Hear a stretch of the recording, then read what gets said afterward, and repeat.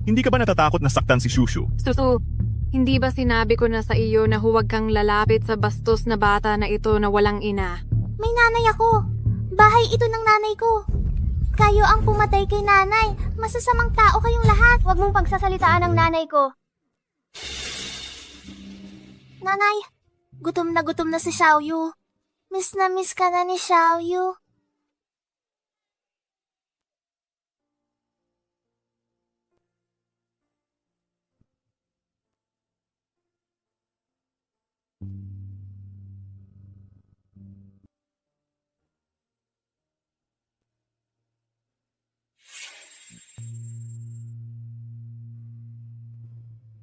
Xiaoyu. Anda na ang pagkain, kumain ka muna. Mag-opisina si tatay bukas. Kailangan kong plansahin ang damit niya.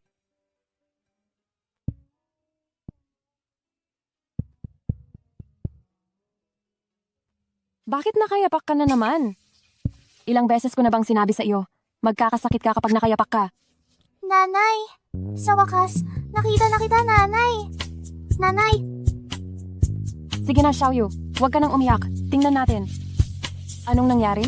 Nanaginip ka ba ng masama? Ha? mainit si nanay, hindi ito pa naginip.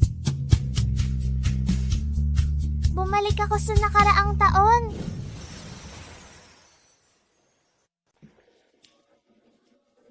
Zhoyu, malapit nang matapos ang sabaw. Uminom ka muna bago umalis. Si. Ang skumbagdad na to, nagpaganda pa para sunduin ang kabit niya. Kawawa si mama, nag-aasikaso pa rin ng bahay, tanga pa rin. Zhoyu, kumukulo na ang tubig sa kaldero. Pwede mo bang patayin ang apoy?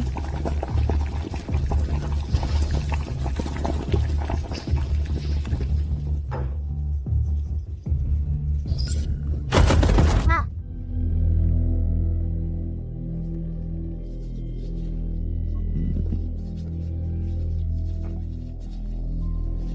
Oh, kumain ka muna bago umalis, please.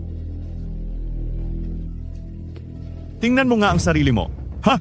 Wala ka namang ginagawa sa bahay, pero ang mukha mo parang luma at haggard na. May gana pa ba akong kumain? Hindi na ako kakain. Xiaoyu, bumalik ka muna sa kwarto mo, okay?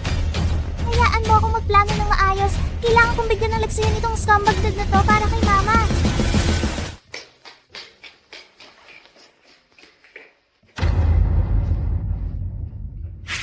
Hiu Ying Yang! Hindi ba sinabi ko na aalis ako para mag-business trip ka agad? Bakit hindi pa rin naayos ang maleta ko? Hindi, bukas pa ba ang business trip? Ako, aayusin ko na ngayon.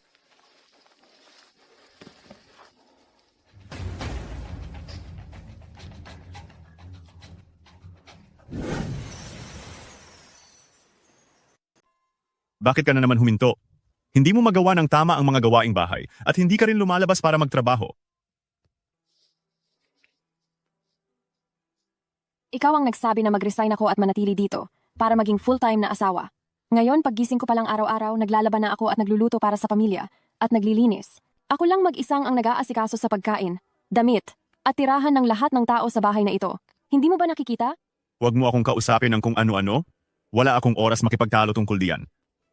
Ayusin mo ang maleta ko.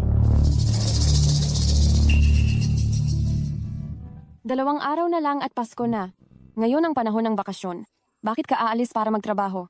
Teka, bakit mo isinasama ito sa biyahe mo? Tumahimik ka. Kailan pa ba? Sa bahay na ito, ikaw ang tatanong-tanong sa akin. Aroy, Zhoyu, anong ginagawa mo? Hindi ba pwedeng mag-usap kayong mag-asawa ng maayos? Aroy, malapit na ang Pasko. Kung papaalisin mo siya ngayon, sino ang gagawa ng mga gawaing bahay? Ying, si Zhoyu ay abala sa trabaho at stress. Hindi niya iyon sinasadya. Huwag kang mag-alala. Pagbalik niya, pagsasabihan ko siya para sa iyo at mag-sorry siya sa iyo. Salamat po, Ma. Kailangan kong bisitahin ang tiyahin niya. Malapit na ang Pasko, kaya ang mga gawaing bahay ay pinagkakatiwala ko na sa iyo, ha?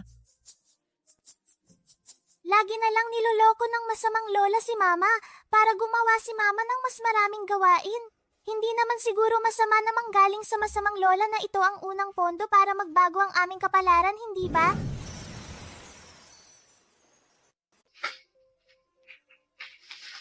Mama, Kapag bumalik si Papa, hihiwalayan ka niya at pababayaan kang walang ni isang sentimo. Samantalahin nating walang tao sa bahay. Dali, kumuha tayo ng pera. Ikaw na bata ka, alam mo ba ang ibig sabihin ng diborsyo? Mama, maniwala ka sa akin, totoong lahat ng sinasabi ko. Sa bisperas ng bagong taon, babagsak ang malakas na snow. Nagluto ka ng isang malaking hapagkainan, pero babalik si Papa kasama ang babae at anak niya sa labas.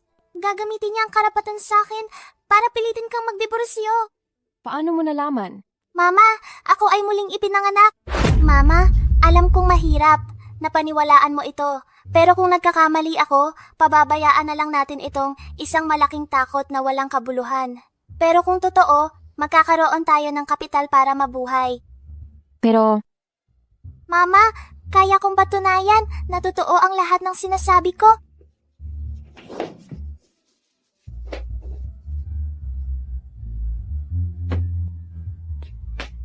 Mama, hiramin ko muna ang hair clip mo.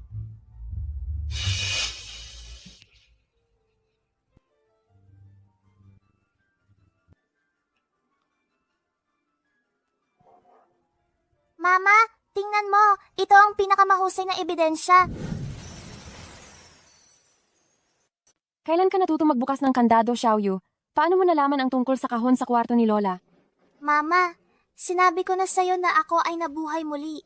Unahin muna natin ang mahalagang bagay. Kung hindi, magiging masama kung babalik si Lola at matuklasan niya tayo. Xiaoyu? Mali ang magnakaw. Mama, paano ito maituturing na pagnanakaw? Ito ay orihinal na pinagsamang ari-arian mo at ni Papa. Sa loob ng maraming taon, patuloy nilang sinasabi na walang pera sa bahay at pinilit ka nilang magtipid. Pero ang totoo, itinago nila ang lahat ng pera. Hindi. Mabait pa rin si Lola sa akin, hindi niya gagawin iyon. Itinuturing ka lang ni Lola na katulong sa bahay na ito. Mukhang pinagtatanggol ka niya, ngunit sa katunayan ikaw ang gumagawa ng lahat ng gawaing bahay. Wala siyang ginawa ni Papa. Kahit noong nagkasakit ako at pumunta sa ospital, palagi kang mag-isa. Hindi ko inasahan na ang aking mga sakripisyo sa loob ng maraming taon ay nakita lamang ng aking 5 taong gulang na anak. Alam mo ba, Mama? Pagkatapos ng diborsyo, para mabuhay, nagsumikap ka at sa loob ng 1 taon ay namatay ka dahil sa sobrang pagtatrabaho. Ayoko kang mawala. Sinabi ni Xiaoyu na mamamatay ako sa loob ng 1 taon. Siya? Kung totoo ang lahat ng sinasabi niya, pagkatapos ng aking pagpanaw, paano siya nabuhay ng mag-isa bilang isang maliit na bata? Huwag kang malungkot, Mama. Dadalhin kita para kumita ng malaking pera.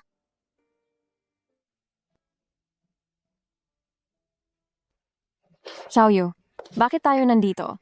Magandang ate, pakitawag po ang inyong boss. Bibili ng lupa ang aking mama. Kayo ang gustong bumili ng lupang ito sa Shuanglong Bay. Opo, tito, pero 5,500,000 piso lang ang meron kami. 5,500,000? Gusto mong bilhin ang Shuanglong Bay? Huwag ka ngang magpatawa. Sa itsura niyong ganyan, sa tingin ko, kahit 50,000, 50,000 piso, hindi niyo pa maibibigay. Umalis na kayo. Nagsasayang lang kayo ng oras ni Gin General. Tito, sa pagkakaalam ko, ang Shuanglong Group ay may problema sa pananalapi at malapit na silang malugi. Talaga ba na hindi mo na kailangan ng 5,500,000 piso na to? Ang Shuanglong ay may problema sa pananalapi at malapit ng malugi. Iyan ay impormasyon na panloob. Paanong nalaman ng batang ito? Paanong nalaman ng batang ito? Ang lakas ng loob mo kung makipag-usap ka sa aming Gin General. Maliit na bata, napakabibo mo. Ngunit ang lupa ko ay 1,000 metro kwadrado. Ang 5,500,000 piso ay napakaliit. Tito, ikaw ay matanda na. Hindi mo dapat apihin ng mga bata. Ang lupang ito sa Shuanglong Bay ay napakalayo. Kahit hindi mo ibenta sa amin, wala pa rin bibili. Ito.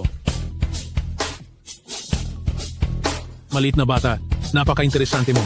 Sige, dagdagan mo pa at ibebenta ko na sa iyo. Hindi po pwede dito. Sinabi na po ng tito kanina, mukha kaming mahirap. Ang nanay ko ay para sa pamilya. Kahit damit na 50-50 piso ay ayaw bilhin. Xiaoyu, Hindi ka pa pumupunta para magtimpla ng tsaa? Opo, Gin General. Pupunta na po ako. Tito, kung gusto mo talaga itong ibenta, dapat bilisan mo. Siya? 5 milyong piso ay 5 milyong piso? Ngunit, ang lokasyon ng lupa na ito ay hindi maganda. Mahirap itong ibenta muli. Kailangan ninyong pag-isipan itong mabuti. Ang lupa na ito ay mapapansin agad ni Chin Luming ng Marriott Group at makakakuha kayo ng maraming beses na tubo kapag naibenta. Dahil pinag-uusapan na natin si Tio Hinkin, kailangan kong ayusin na maging sila ng mama ko para mahanap na ni mama ang tunay na kaligayahan. Bibili. Makikinig ako sa anak ko. Sige, pirmahan na natin ang kontrata ngayon. Tito, dahil napaka-prangka mo, kapag yumaman ako sa hinaharap, baka matulungan pa kita. Sige, aasa ako na matutulungan mo ako. Ako dito sa bahay nagsakripisyo na parang matandang kalabaw. Pero wala akong ni isang sentimong naipon. May 5 milyong pisong lihim na pondo pala ang biyanan ko. Ma, huwag ka nang malungkot. Gaganda ang buhay natin sa mga darating na araw.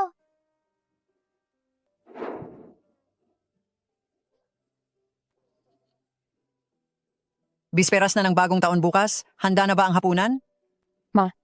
Wala akong gana maghanda ngayon. Si Joyu ay nag-travel para sa trabaho. Tinatawagan ko siya pero hindi siya sumasagot. Hindi rin siya nagre-reply sa text. Baka may ibang babae na siya. May iba na siyang babae sa labas? Ay, huwag kang mag-alala, hindi niya iyon magagawa. Nandito ako. Pero kailangan pa ring ihanda ang dapat ihanda. Asi, sabay-sabay tayong maghanda para hindi maantala ang Noche Buena. Naipit ang aking baywang. Masakit. Gusto kong bumalik sa kwarto para magpahinga. Sabi ko na nga ba? Sige, magpahinga na kayo. Pero, ang pera para sa pamimili ng pang Noche Buena, hindi pa binibigay sa akin si Joyu. Ay nako, itong si Joyu. Sobrang walang modo.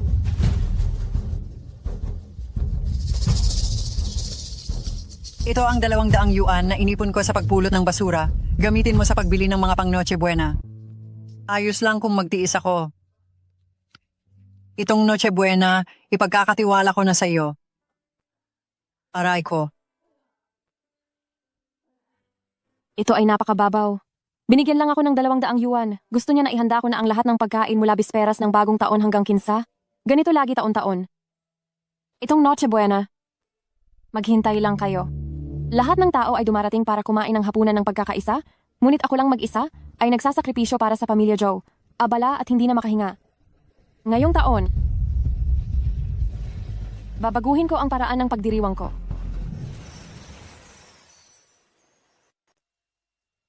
Umuulan nga niyeba. Totoo ba talaga ang sinabi? Tulad ng sabi ni Xiao Yu? Si Zhou Yu, babalik ba siya kasama ang ibang babae at bata? Ying-ying!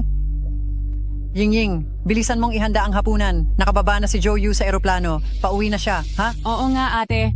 Kakagaling ko lang sa templo para magpasalamat. Dagdagan mo pa ng 2 vegetarian dishes. Ate, dagdagan mo ang hipon na lulutuin. Paborito yan ni Xiaobao. Siya nga pala, pagkatapos mong lutuin, balatan mo na rin ang hipon. Baka sakaling mabulunan si Xiaobao kapag kumain siya.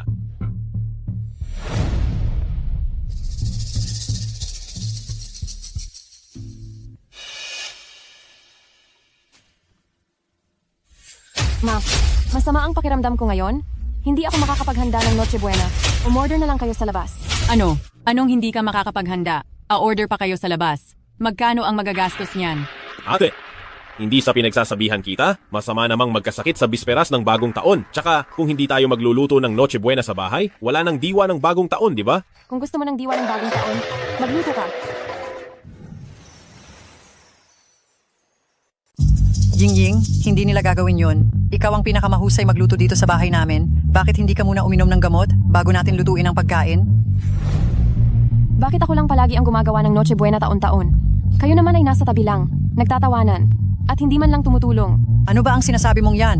Ang pagiging manugang, hindi ba't ang trabaho ay magluto? Pero si Xiao gumanugang din. Bakit hindi niya kailangang magluto? Pwede mo bang ikumpara ang sarili mo kay Xiaoqing? Si Xiaoqing, sa isang panganganak lang, ay nakapagbigay na ng isang matabang baby boy sa pamilya ng asawa niya. Nagbigay siya ng malaking karangalan sa pamilya Zhao. Ikaw, sa loob ng maraming taon sa pamilya Zhao, isang bata lang na palamunin ang naibigay mo. Dahil lang ba nagbigay siya ng anak na lalaki sa ibang pamilya? Kailangan ko siyang pagsilbihan taon-taon? Hindi lang yan. Kumikita rin si Xiaoqing namin. Ano man ang mangyari. Isa siyang white-collar worker, di ba? Tingnan mo naman ang sarili mo araw-araw, parang hindi ka nagsusuklay. Alam mo lang ay magpunta sa palengke at maghabol ng mga sale na gulay. Kung hindi ka gagawa ng kahit anong gawaing bahay dito sa pamilya Joe, ano pa ang halaga mo? Isa ka lang palamunin, may kasama pang maliit na palamunin. Kaya pala. Talaga palang katulong lang ako ng pamilya Joe para sa inyo. Hindi niyo ako itinuring na pamilya kailanman. Akala mo, Yingying, anong drama ang ginagawa mo diyan? Alamin mo ang lugar mo. Magluto ka na. Huwag mong sirain ang Noche Buena namin.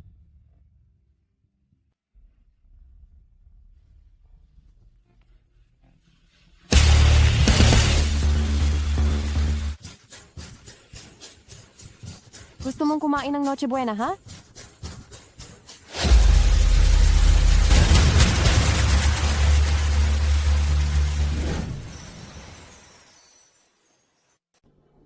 Q Yingying.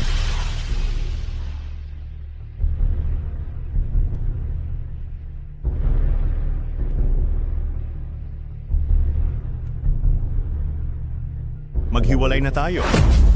Talaga namang natumbok ni Xiaoyu. Mga kaibigan, magpapakilala ako sa inyo. Ito, siya ang aking anak na si Zhao Shu. At ito, ang ina ng aking anak, ang bagong ginang ng pamilya Zhou. Si Xiao Shan. Nay, huwag ka nang malungkot. Hindi siya sulit para sa'yo. Ay naku, Aroy, ang pinakamamahal kong apo. Miss na miss ka na ng lola. Oh, mahal ko. Q Yingying, sasabihin ko sa iyo ang totoo. Ang dahilan kung bakit hindi pa kita pinalayas ay dahil masipag ka pa. At sa bahay ay pwede kang magsilbing katulong. Walang kwentang tatay. Ngayon ay malaki na rin si Shukshu. At kailangan ko na silang pauwiin. Kuya, matagal na dapat kayong nag-divorce sa gurang na asawa mong iyan. Sa ganoong paraan, kapag lalabas tayong pamilya, hindi mo na kailangang maghanap ng dahilan para itago sa kanya. Oo nga kuya, ang bago mong hipag ay bata at maganda. Masarap tingnan kapag nasa bahay, kaysa sa gurang na asawang yan. Kaya pala alam ninyo na. May kinakasama sa labas si JOU at gusto ninyo ngayong araw, magluto ako ng handaan para sa bisperas ng bagong taon para maging salubong sa kabit niyang ito? Dahil lang sa nanganak si Shan Shan ng anak na lalaki, ikaw ang dapat maghanda ng salubong na ito. Anak na lalaki, laging anak na lalaki. JOU! Sa loob ng 6 na taon, sinakripisyo ko ang aking kinabukasan at buong puso akong naglingkod sa inyong pamilya. Mula sa pagiging sariwang dalaga ay naging gurang na asawa ako. Q Yingying, sa loob ng maraming taon, kayong mag-ina, libre ang kain at suot ninyo. Napakabait ko, kaya hindi ko na kayo sisingilin pa. Mula ngayon, pirmahan mo na itong kasunduan sa diborsyo at lumayas kayo diyan kasama ang pasanin na iyan. Pipirmahan ko ang kasunduan sa diborsyo. Ngunit bata pa si Xiaoyu, hindi ko siya hahayaang maghirap kasama ko. Kaya kailangan kong makuha ang nararapat na ari-arian ko.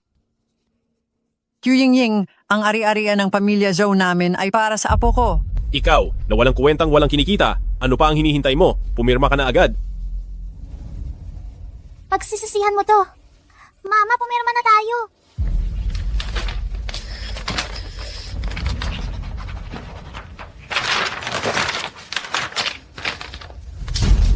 Xiaoyu, tandaan mo. Hindi ikaw ang makikipaghiwalay sa akin ngayon. Kundi ako si Qiu Yingying. Mula ngayon, hindi na ako magsisilbi.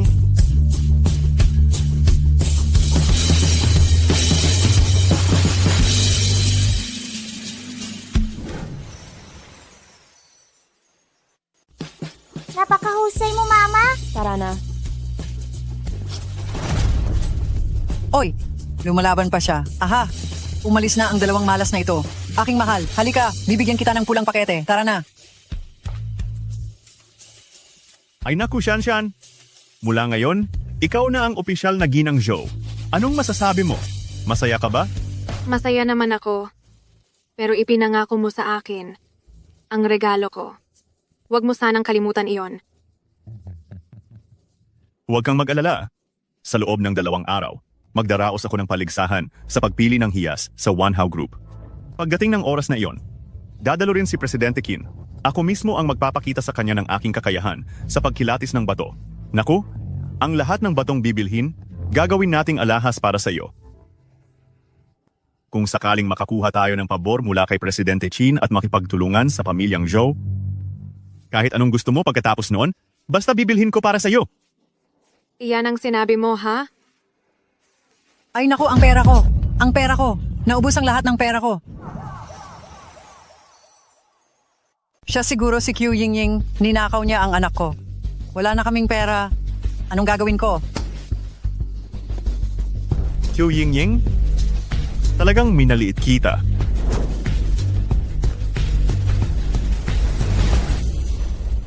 Sir Chin, may masamang balita. Huminahon ka. Ang lupa sa Shuanglong Bay, may bumili na.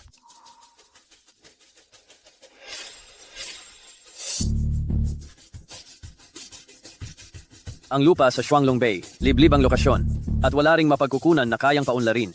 Baka mayroong nakakaalam ng maaga sa plano ng ating kumpanya. Ang sabi, mukhang mag-ina daw. Hanapin mo sila. Ang lupang ito sa Shuanglong Bay, napakahalaga para sa magiging plano ng ating grupo. Kailangan natin itong makuha. Masusunod. Kung gayon, ang paligsahan sa pagdayan ng bato bukas?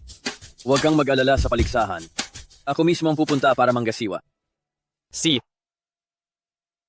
Ying, sa loob ng maraming taon, dahil sa away pamilya, hindi ako nakabalik sa bansa. Ngayon, ako na ang namamahala ng pamilya Qin. Pagkatapos kong itayo ang pinapangarap mong Tulip Manor, pupuntahan kita. Anong gusto ninyong kainin, mga sir? Boss, 2 mangkok na pansit po. Ang 2 mangkok ay 30 yuan. Isang mangkok muna. Xiaoyu, hindi gutom si nanay. Kumain ka muna, ha? Boss, 2 po ang kukunin namin. Ilang mangkok ba talaga? Kung wala kang pera, umalis ka na. Gusto ko 2 bowl na may itlog at karne. Huwag kang mag-alala, ma. May darating na para bigyan tayo ng pera kaagad. Ang bata-bata mo pa, pero punong-puno ka na ng kasinungalingan. Umalis na kayo. Umalis na kayo. Hindi namin tinatanggap ang mga mahihirap dito.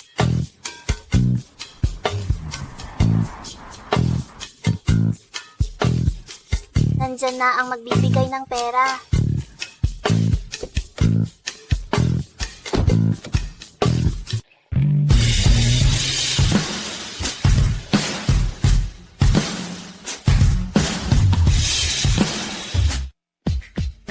Sa wakas, nakita ko rin kayo.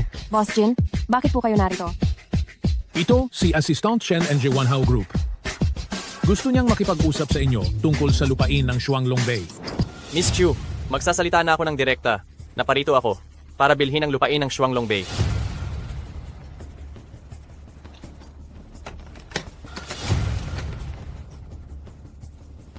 ₱10 cash? Ano sa tingin ninyo? 10 milyong piso. Sapat na iyan. Hindi sapat.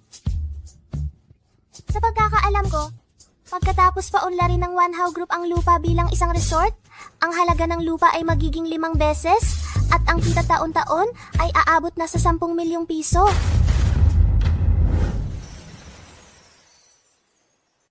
Bata, paano mo nalaman ang mga plano sa hinaharap ng Wanhao Group? Alam ko rin na ngayon, kung hindi ninyo bibilhin ng Shuanglong Bay, may iba nang maghahanap sa amin para bilhin ng lupa. Sa oras na iyon, ang plano ng Wanhao Group ay mababaliwala na. Kung mabibili ang lupang ito, ang mawawala sa Wanhao ay hindi matutumbasan. Magkano ang gusto mo? Dahil tauhan ka ni CEO Qin, kailangan ko lang ng 20 milyong piso kasama ang 10% ng mga susunod na kita. At saka, Ano pa? isang imbitasyon para sa rock gambling event bukas. Si. Tapos na ang transaksyon. Bata, napakatalim ng paningin mo. Kung may ganitong pagkakataon sa hinaharap, huwag mong kalimutang isama si Tito. Ito walang problema. Paalam. Paalam. Paalam, Miss Q. Xiaoyu, paano mo nalaman? Ikaw? Talaga bang nabuhay kang muli? Tama, nabuhay akong muli para baguhin ang kapalaran ni Mama. Kung gayon, noong nakaraang buhay. Pagkatapos kong mamatay, gaano ka kahirap mag-isa? Napakaraming pera. Mama, bukas pupunta tayo sa rock gambling event para kumita ng mas maraming pera.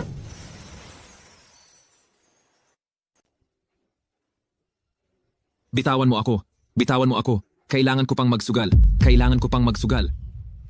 Xiaoyu, sigurado ka bang marunong kang tumaya sa paghahanap ng hiyas? Ipasa mo lang sa akin, huwag kang mag-alala, siguradong mananalo tayo. Hindi ko alam kung makikita ko ang kababata ni Mama, si Tito Kin, dito. Sa nakaraang buhay, matapos malaman ni Tito Chin ang balita ng pagkamatay ni Mama, siya ay tuluyang nasiraan ng loob. Sa buhay na ito, kailangan ko silang paglapitin. Mama, pumasok na tayo. Aussie, Kayong dalawang talunan? Gusto niyo pa rin pumasok sa Gem Gambling Convention? Q Ying Ying. Ngayon na pinalayas ka na ng pamilya Zhou, wala na kayong makain ano? Dahil nakita mong maraming tao sa Gem Convention, naparito ka para mamalimos? Ibalik mo sa amin ang imbitasyon. Ang Gem Convention na ito ay itinatag ng Wanhao Group, ang pinakamalaking kumpanya sa Haicheng. Kahit ang akin ngang imbitasyon ay binili ko pa sa mataas na presyo. Kayo, itong imbitasyon nyo, saan nyo nakuha? paki mo ba? Ibalik mo sa akin. Honey, sa tingin ko peke ang imbitasyon na ito. At puniting mo na agad para hindi makasama ang taong ito at makasira sa ating mahalagang plano.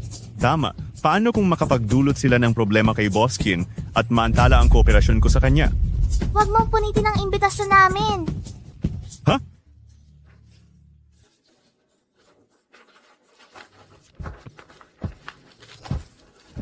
Gusto niyong pumasok?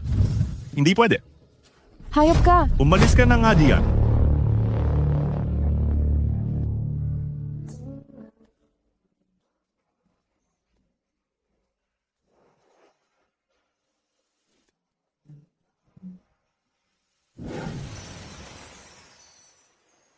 Swerte talaga.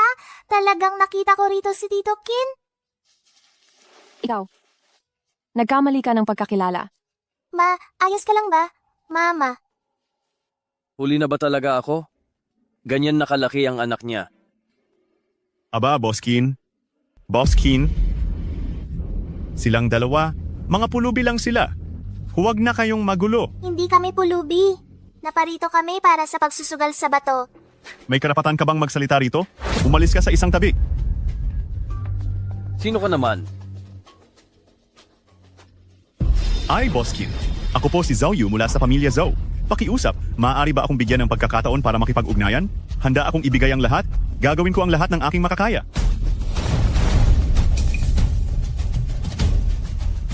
Gusto niyo bang pumasok? Tito Kin, gusto naming makipagsapalaran sa bato. Pinunit nila ang aming imbitasyon. Ikaw ang pumunit ng imbitasyon ng pamilya Kin? May tao ba riyan? Bantayan niyo sila. Hayaan ninyo silang idikit ulit isa-isa ang imbitasyon bago ninyo sila papasukin. Ha? Ito. Ziga, Boss Chin. Ako na ang magdidikit.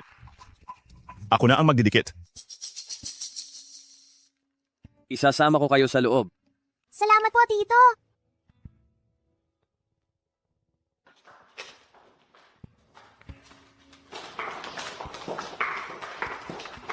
Xiu Yingying, dahil sa iyo ay nagkasala ako kay Boss Chin. Tiyak na pagbabayaran mo ito ng mahal.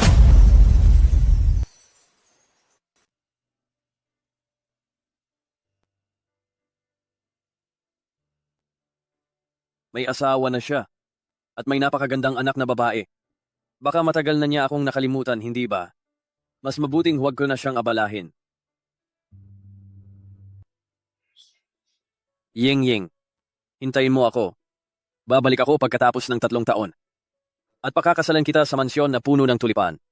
Kung ganoon, bilisan mo ang pagbalik. Kung hindi, magiging matanda na akong babae. Young Master, oras na para sumakay sa eroplano.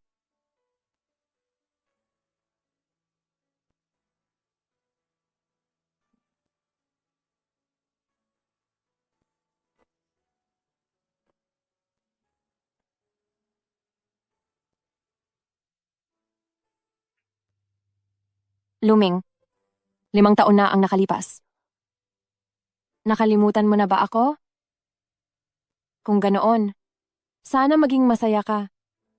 Siya ngayon, baka may pamilya na siya, hindi ba?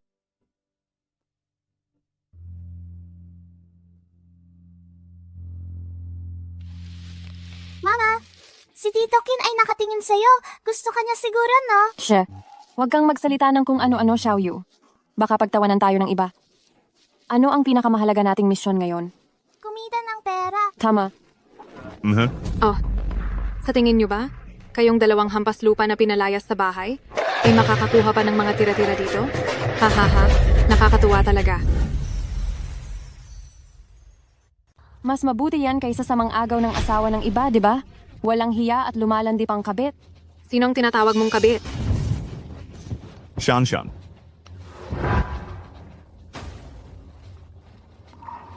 Qiu Yingying, divorsyado na kami. Kaya ako at si Shanshan ngayon ay legal na. Divorsyado ka na?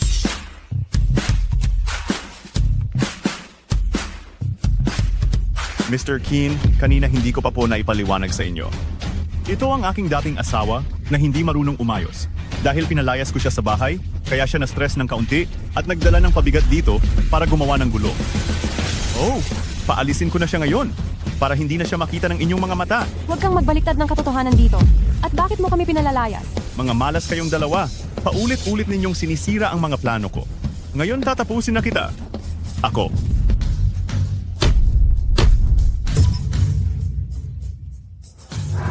Tingnan natin kung sino ang magtatangkang saktan siya.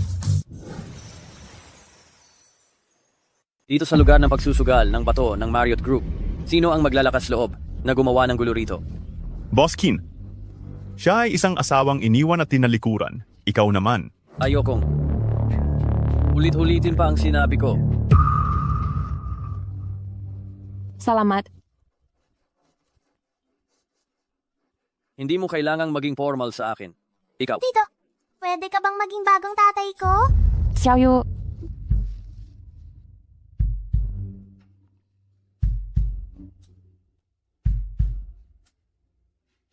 Mahal, mamaya sa harap ni Boss Chin, kailangan mong galingan para malaman ni Boss Chin ang kakayahan mo. Huwag kang mag-alala, maya-maya lang, talagang hahangaan ni Boss Chin ang galing ko sa pagsusugal ng bato, iyon na. Ang magiging dahilan para humanga siya. Pagdating ng panahon, ang ating 10 milyong live-and-live order ay madali na nating makukuha.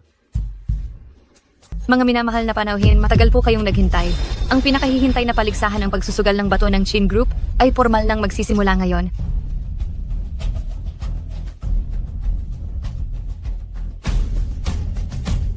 Ang batong ito ay mula sa mga lumang hukay na hilaw na bato ng jade mula sa Myanmar at ang kalidad ng balat at kulay nito ay pawang mataas. Ang panimulang presyo ay 5,500,000 piso.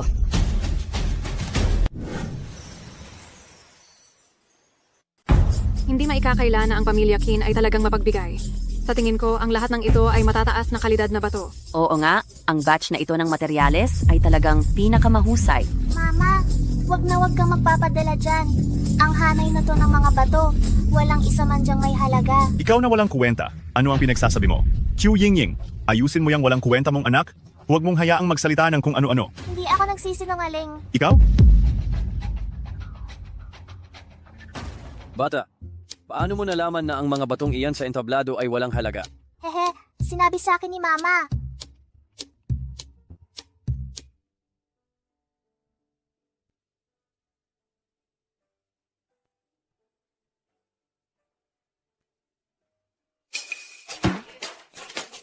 Mama, gaya ng sinabi ko sa'yo noon,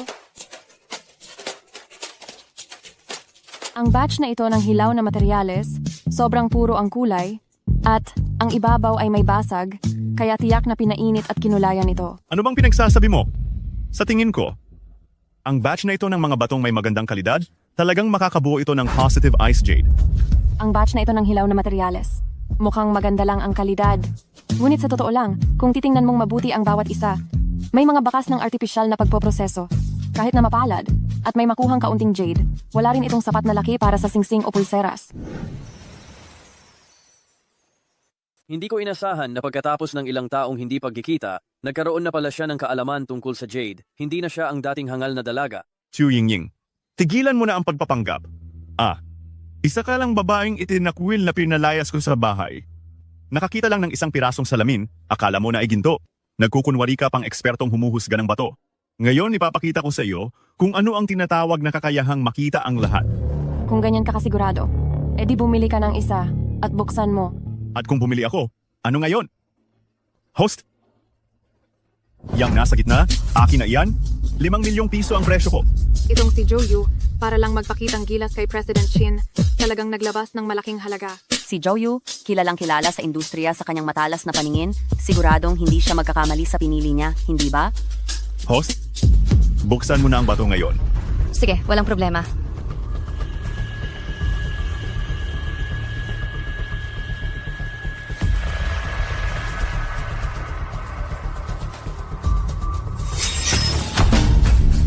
Ice kind. Talagang may lumabas na ice kind. Talagang kahanga-hanga ang mata ni Boss Zhao. Qiu Yingying, nakita mo ba? Ito ang tinatawag na lakas. Maglakas loob ka bang buksan ang pangalawang hiwa? Bakit naman ako matatakot? Host, buksan mo pa ulit. Sige, dahil ganyan kasigurado si Boss Joe, tingnan natin.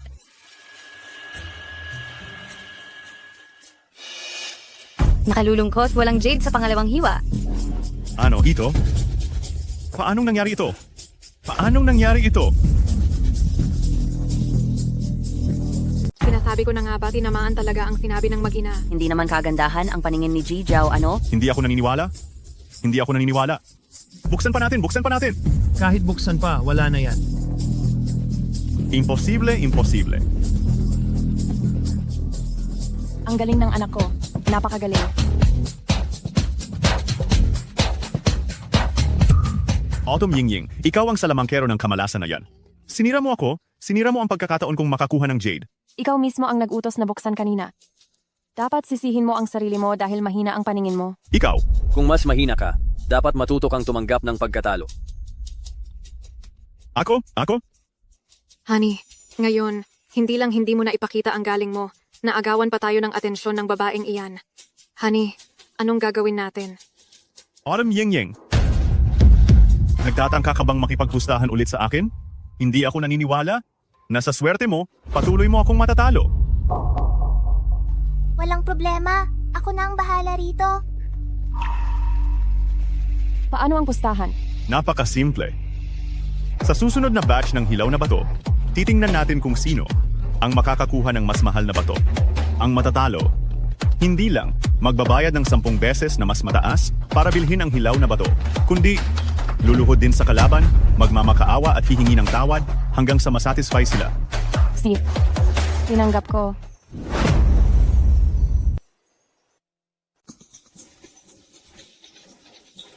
Ngayon, sisiguraduhin kong mapapahiya ang puta na yan sa harap ng lahat. Huwag kang mag-alala. Hindi niya talaga ako matatalo. Yun lang namang bato numero 1 ang mukhang maganda ang kalalabasan. Ang iba, tiyak na walang berdeng jade na lalabas. Oo nga, lalo na yung Rawstone numero 4. Mukha lang yung batong ilog. Wala sigurong magandang material na lalabas dyan, di ba? Kukunin ko ang numero 1. Qiu Ying, ang pinakamagandang Rawstone, naikot ko na. Humanda ka na lumuhod at magbigay-pugay sa akin.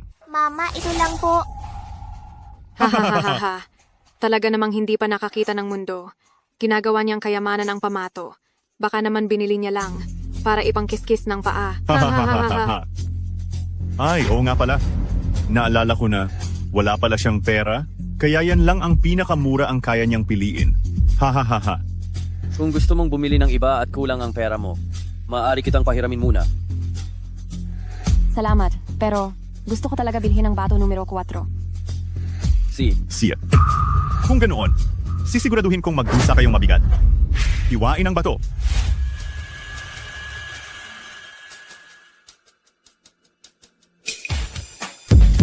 High ice type.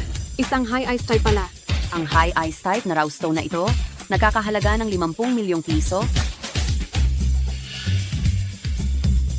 Qiu Yingying, kung aamin ka agad ng pagkatalo, luluhod at magpupugay sa akin. Papayagan kitang bawasan ang pagpupugay mo ng 2.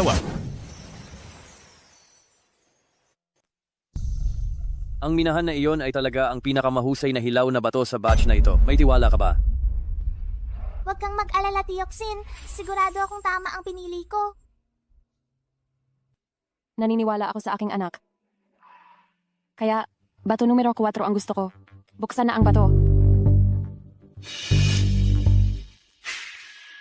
Aray, ang batong ito ay maraming beses nang hindi nabebenta sa subasta. Siguradong wala namang lalabas dyan. Hindi ba totoo? Ngayon, ito na, magdurusa na ang mag-ina na ito. Aroy. Qiu Yingying, talagang matigas ang ulo mo at hindi mo pa rin nakikita ang katotohanan. Pagdating ng oras, dadala ka ng maliit na pampagastos na ito at mamamalimos sa kalye. kami ay magpapakita ng labis na kabaitan. Bibigyan ka namin ng pagkain ng aso. Host, ano na ang resulta? Ginoong Chin, titingnan ko na po kaagad. Ang hilaw na bato bilang 4 ay naglabas ng pinakamataas na kalidad na glass type na Imperial Green Jade. Nagkakahalaga ng 200 milyong yuan.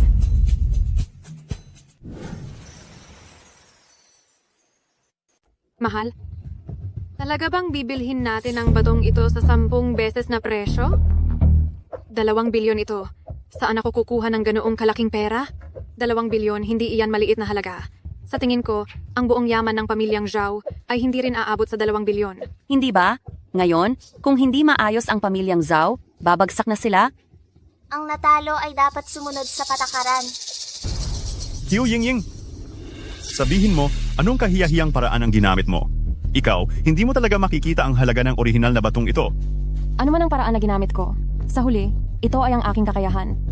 Ang katotohanan ngayon ay natalo ka na, babawiin mo ba ang iyong salita? Ikaw. Ayaw mo lang talaga akong patahimikin ngayon.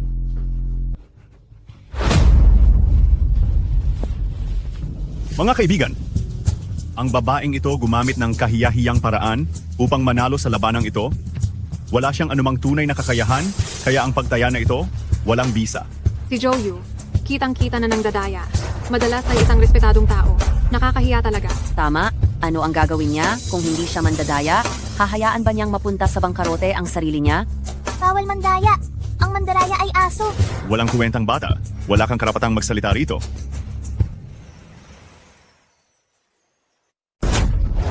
Zhou Yu, gusto mo bang manakit sa harap ko? Presidente Qin? Hindi po ako nangangahas. Gusto ko lang turuan ng leksiyon itong walang utang na loob. Wala akong balak na bastusin kayo. Huwag ka nang magsalita. Dito ginaganap ang batuhan ng bato ng pamilya Qin. Kayo ang nagpustahan. Kung natalo ka, dapat mong tanggapin ang pagkatalo. Si Presidente Qin ay palaging patas. Si Zhou Yu, kung nandaya ka sa harap ni Presidente Qin, hindi ka na makakakita ng magandang resulta. Tama, ang pagmamagaling sa harap ni Presidente Qin, kailangan mong pag-isipan kung may kakayahan ka ba talaga. Tanggapin ang pagkatalo. Tanggapin ang pagkatalo. Tanggapin ang pagkatalo. Tanggapin ang pagkatalo. Tanggapin ang pagkatalo. Tanggapin ang pagkatalo. Mahal, anong gagawin natin? Ano pa ba ang magagawa? Presidente Qin, natalo ako sa pustahan na ito. Tinatanggap ko. Qin, tinatanggap ko ang pagkatalo. Wala po akong ganoong kalaking pera ngayon. Nagmamakaawa ako sa inyo. Pwede po bang bigyan niyo ako ng ilang araw para makalikom ako ng pera? Oo nga, Qin. Hindi nyo naman siguro kami hahayaang mapunta sa kamatayan. Hindi ako ang kinakalaban nyo. Sila ang dapat ninyong kausapin. Ying. Alam kong wala kayong 20 bilyong piso. Ngunit ibigay nyo na lahat ng pera ninyo at ang matitira ay lagyan ng kasunduan. Qiu Yingying, ikaw! Sige, gawin ninyo ang sinabi niya.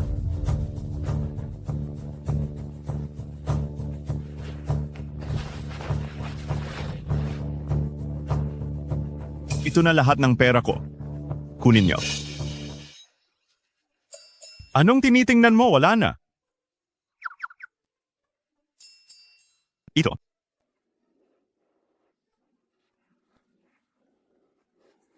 Ibigay. Nasaan na ang sayo? Hoy, ikaw na masamang bata. Nagre-rebelde ka. Ibigay mo sa kanya. Bilisan mo.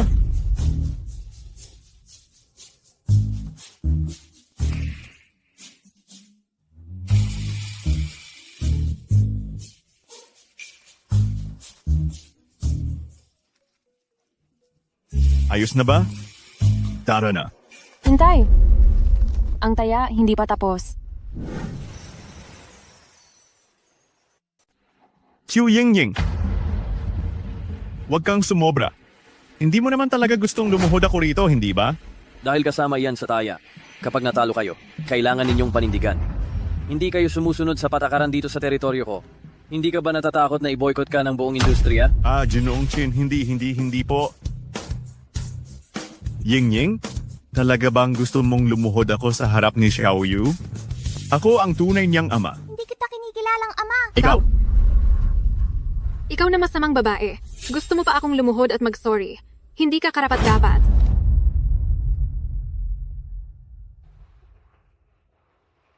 Anong tinitingnan mo?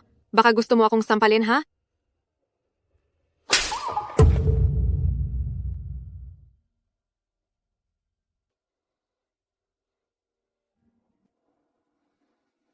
Itong sampal na ito, para sa iyo dahil wala kang hiya. Alam mong may asawa na. At sinira mo ang pamilya ng iba. Ying Ying, alam kong nagkamali na si Shanshan.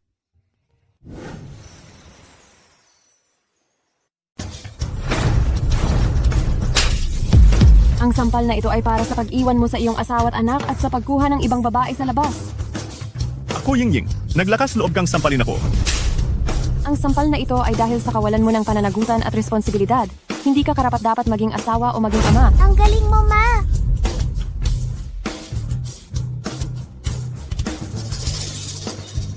Sina, umalis na kayo. Hindi ko napapansinin ang inyong kababaan ng ugali. Kaya hindi na kailangang lumuhod at humingi ng tawad. Ako Ying Ying, tatandaan ko ito. Hindi pa tayo tapos. Tara!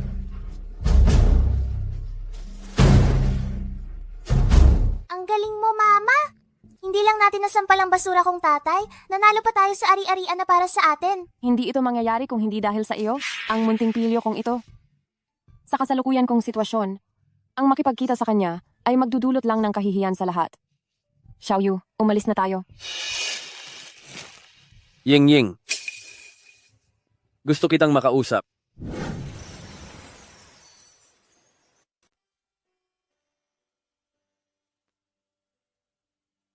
Matagal tayong hindi nagkita. Kumusta ka naman? Si Mama, hindi pa rin siya naglakas loob na harapin si Tito Kin, kaya hayaan niyo akong tulungan siya. Tito Kin, nakita niya naman lahat. Ang nanay ko ay iniwan ng isang walang pusong ama. At ngayon, hindi siya maayos.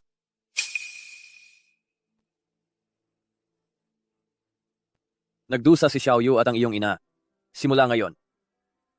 Hindi na kayo guguluhin pa ng masamang amang iyon, Xiaoyu at ang iyong ina. Lahat ng ito ay dahil sa huli na akong nakabalik. Ying Ying. Ako. Xiaoyu, tara na.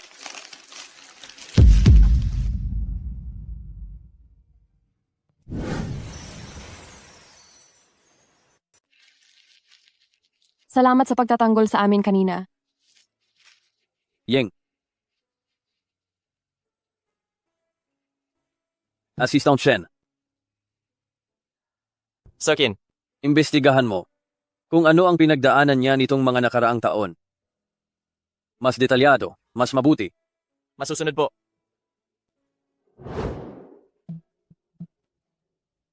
Ma, hindi lang natin napahiya. Yang walang kwentang tatay. Malaki pa ang kinita natin. Ang sarap sa pakiramdam.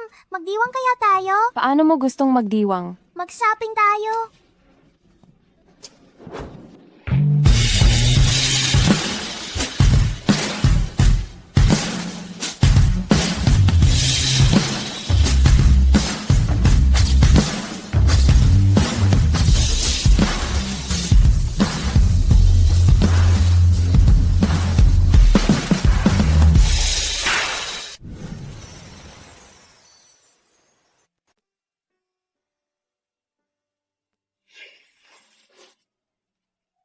Anong iginuguhit mo? Hindi nakapagtataka na isang henyong taga-disenyo ka na nanalo agad ng parangal pagpasok pa lang sa eskwela. Pero kung gusto mo ng sing-sing, bibilhan na lang kita. Ayoko ng galing sa iyo. Sa hinaharap, gusto kong magsuot ng singsing na disenyo ko. At ikasal sa lalaking mahal ko. Hindi ba ako ang lalaking mahal mo?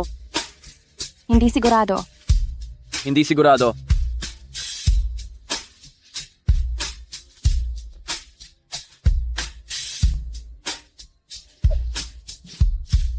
Ngayon, kumusta?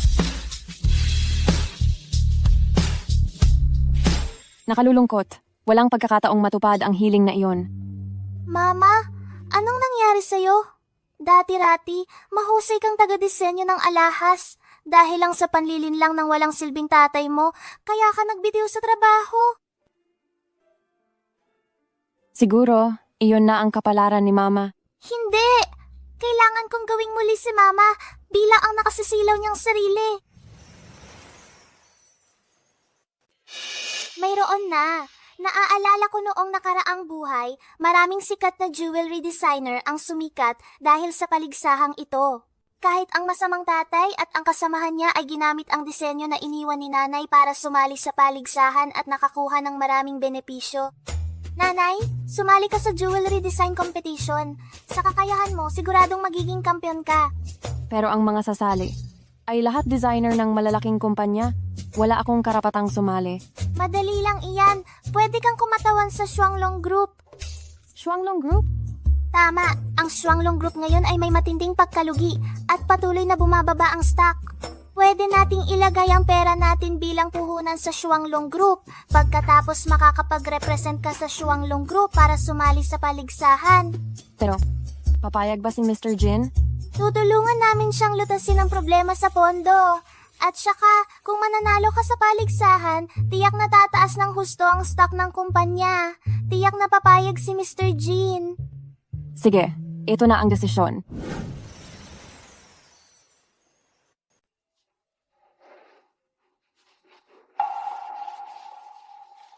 Simula noong huli tayong sumali sa paligsahan sa pagtaya ng bato, nagalit sa atin si G. Kin, kalahati ng ating mga customer, ay pinutol na ang koneksyon sa atin. Hay, kung magpapatuloy pa ito, malulugi na ang ating kumpanya. Kasalanan lahat iyon ng ahas na si Qiu Yingying, pati na rin ng isa pang masamang babae na yon. Anong mapapala natin sa pagsasabi niyan ngayon? Ang pinakamahalagang gawin ay buhayin muli ang ating kumpanya. Isa lang akong babae. Anong silbi kung sa akin mo sinasabi iyan? Naalala ko pa, noong kinuha mo kami ng anak ko. Sabi mo ay bibigyan mo kami ng magandang buhay. Pero ngayon ano na? Hindi man lang kami nagkaroon ng magandang buhay. At makalipas lang ang ilang araw, bangkarote na tayo. Mayroon na. Sa pagdaraos ng paligsahan sa disenyo ng alahas, si Jikin ay isa sa mga inanyayahang panauhin, pwede tayong sumali sa paligsahan. At makipagkaibigan kay Jikin. Aba, iyong mga walang silbing tao sa kumpanya natin. Kung sasali sila sa paligsahan sa disenyo, hindi lang ba sila magiging katatawanan? Teka, dati, si Qiu Yingying ay isang taga-disenyo ng alahas. Noong nag-aaral pa siya, marami siyang napanalunang parangal. Marami sa kanyang mga gawa noong panahong iyon ay naitago ko. Pwede nating gamitin ang kanyang mga gawa para sumali sa paligsahan.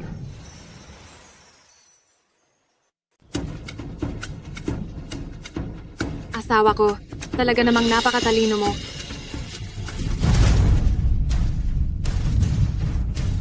Hindi ko inakala na si Yingying sa mga taong ito ay napakaraming dinanas na hirap. Ipaalam mo, ang awarding ceremony para sa paligsahan sa pagdidisenyo ng alahas ay hindi ko dadaluhan. Gusto kong personal na pangasiwaan ang pagtatayo ng Hacienda Tulip. Para maipahayag ko agad ang aking damdamin kay Yingying. Ginoong Chin, mukhang hindi po talaga kayo pwedeng lumiban sa pagkakataong ito. Kabilang po sa listahan ng mga kalahok si Ginang Qiu Yingying. Sa hinaharap, isasama ko ang singsing na dinisenyo ko. At ikakasal ako sa lalaking mahal ko. Ako mismo ang magbibigay ng parangal kay Yingying.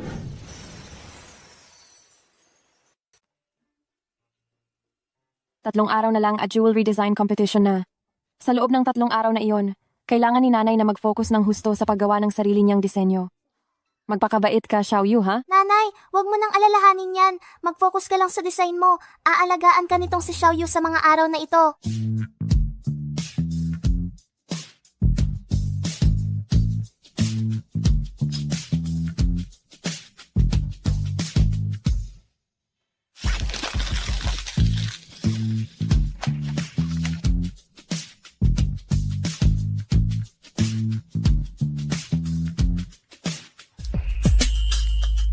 Tapos na ang agawain.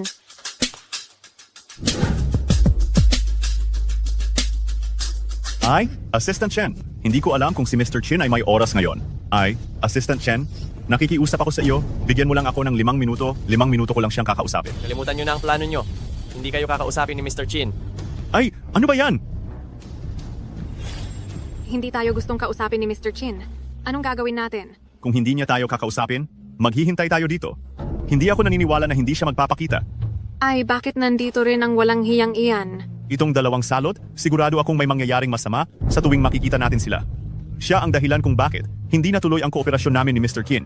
Ngayon, hindi ko hahayaang masira niya ito.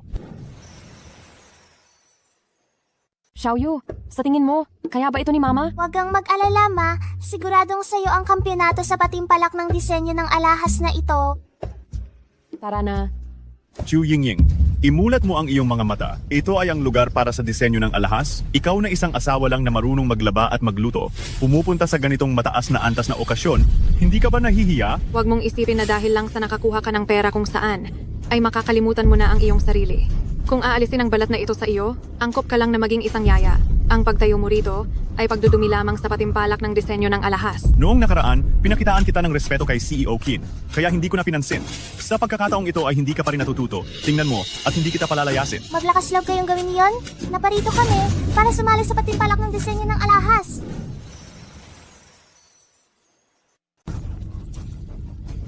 Ang pagsali ninyo sa jewelry design competition ay talagang nakakatawa. Ang mga dumalo ngayon sa Jewelry Design Competition ay pawang mga nangungunang designer sa industriya at lahat sila ay kumakatawan sa kani-kanilang kumpanya. Ikaw na isang may bahay lang, wala kang karapatang sumali. Paano mo nasabing wala akong karapatan? Kakatapos lang ibigay ang gawa ng nanay ko sa mga hurado. Hindi lang may karapatan ng nanay ko, siguradong makukuha niya ang grand champion sa paligsahan. Chu Yingying, itong halimaw na batang sumunod sa iyo, wala siyang natutunang iba? Pero ang kahangahangang galing niya sa pagyayabang, grabe ang inangat. Hindi nagyayabang si Xiaoyu. Talagang kung ano ang anak, iyon din ang nanay. Kayo, isang pares ng mga walang kwentang puro salita. Nakikita niyo ba ang mga upuan sa harap? Iyan ay inihanda para sa mga kalahok at nakasulat pa sa mga iyon ang pangalan ng mga kalahok. Sabi niyo sasali kayo. Sige, hanapin niyo ang mga pangalan ninyo para makita ng lahat. Sige, hahanapin namin.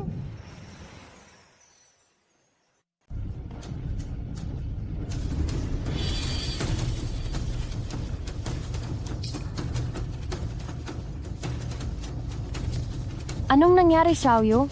Bakit walang pangalan ni Mama? Q Yingying! Sabihin mo, dinala mo ang walang kuwentang taong ito rito. Ano ba talaga ang layunin mo? Nag-register naman ako. Wala akong pakialam kung ano ang layunin mo. Dalhin mo ang walang kuwentang taong ito at umalis ka na. Kung hindi, huwag mo akong sisihin kung gumamit ako ng lakas. Tigilan mo! Assistant Chen!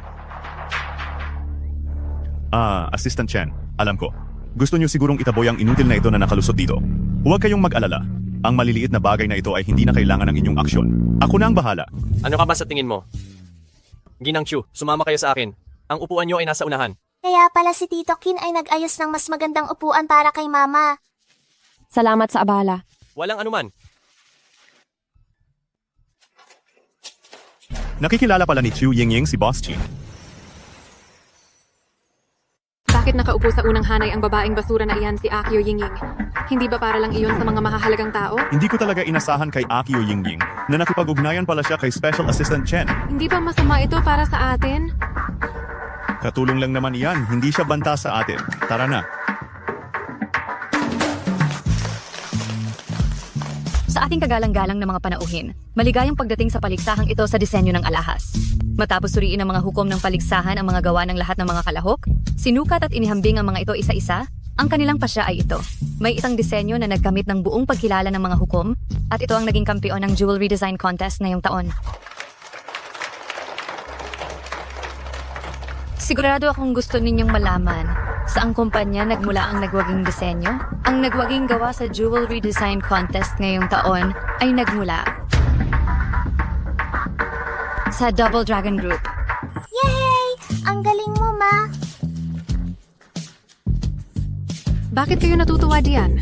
Kung hindi ko kayo kilala, iisipin kong kayo ang nanalo. Akio Yingying, isa kang walang kuwenta, syempre, basura rin ang iyong mga gawa. Dapat pala, ang sarili naming designer na lang ang pinasali. Kayang dalawang masasamang tao, gusto na naman ninyong gamitin ang disenyo ni Mama para manalo. Ikaw na maliit na hayop ka. Paano ka makikipag-usap sa tatay mo? Xiaoyu, wala na tayong anumang koneksyon. Kapag nagtangka ka pang takutin ng anak ko, ididimanda kita sa korte. Sino ka ba sa tingin mo para magyabang sa harapan ko? Ma, huwag na tayong makipag-abala sa kanila. Aakyat ka na sa entablado para kunin ang iyong parangal. Kayong dalawa, bata at matanda, ang kakapal ng mukha ninyo. Hindi na kayang butasin ng karayom. Aakyat pa kayo para kumuha ng award? Bingi na ba kayo? Ang sabi ng tao, ang nanalo raw ay ang taga-disenyo ng Double Dragon Group. Paano mo nasabi na hindi ako taga-disenyo ng Double Dragon Group? Tama. Paano ninyo alam na hindi ang nanay ko? Ibe, ang Double Dragon Group ay kaya ba ninyong abutin? Tunay na mapangmata sa kapwa. Yu Yingying, tigilan mo na ang pagpapanggap. Nagkunwari ka na kalahok, hindi ba dahil gusto mong magpakitang gilas sa mga bigating tao sa Hacheng para makahanap ng lalaki na bubuhay sa inyong mag-ina? Huwag kang mag-ilusyon. Wala nang kukuha sa iyo, isang babaeng walang kuwenta. Huwag mong sabihin iyan sa nanay ko. Hindi nagsisinungaling ang nanay ko. Kahit anong sabihin pa ninyo, hindi ninyo mababago ang katotohanan. Maya-maya lang aakyat na ako para kumuha ng award. Kayong dalawa, mga payaso lang kayo na nagwawala sa galit. Hoy, sino ang tinawag mong payaso? Ngayon, hayaan nating palakpakan ng buong sigla at tawagin natin ang pinuno ng Double Dragon Group na si Boss Jin para magbigay ng talumpati.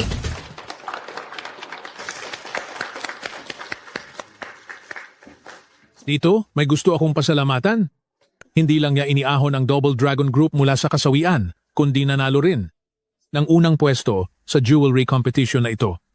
Siya ang pinakamahusay na taga-disenyo ng alahas na nakita ko. Kayong dalawang walang kuwenta.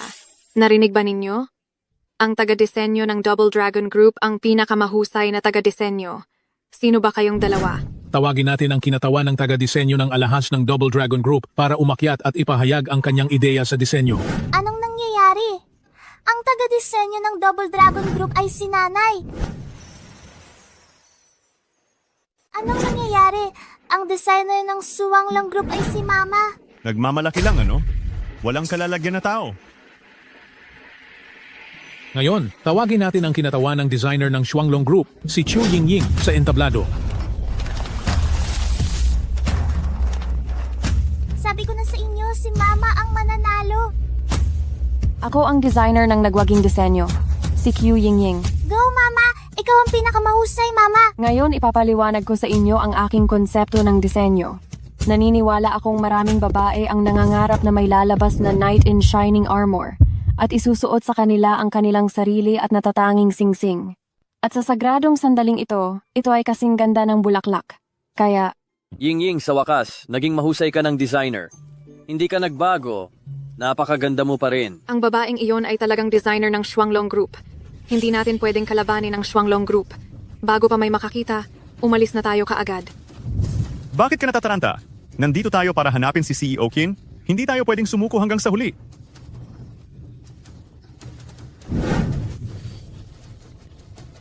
Ang mga disenyo na ito, hindi ba't mukhang kamukha ng sa atin? Ito ang disenyo niya, kaya natural lang na magkamukha. Itago mo na iyan, huwag tayong magpahuli.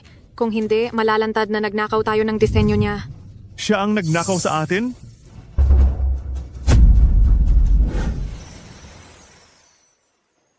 kaya ang konsepto ng aking disenyo ay umaasa na ang lahat ng kababaihan ay magiging mas confident, malakas, at mamumukadkad na parang bulaklak.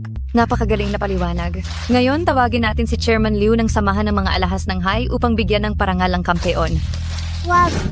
Ito ang perpektong pagkakataon para mapalapit sina Mama at Tio Kin.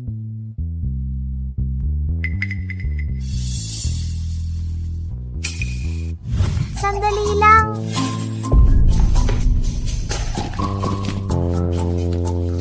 Hindi pwedeng ang lolo na iyan ang magbigay ng parangal kay Mama. Batang-bata, bakit hindi mo ako pinapayagang bigyan ng parangal si Ginang Chu? Dahil gusto ni Mama na si Tio Kin ang magbigay ng parangal sa kanya.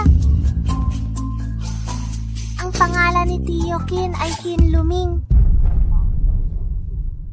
Batang-bata, hindi namin kayang desisyonan iyan. Presidente Qin, isang malaking karangalan na ang pagdalo niya bilang panauhin sa jewelry design competition. Tunay na hindi namin kayang gawin ang hiling mo. Xiaoyu, halika na. Hintayin mo si Mama sa ibaba. Ako ang magbibigay ng parangal.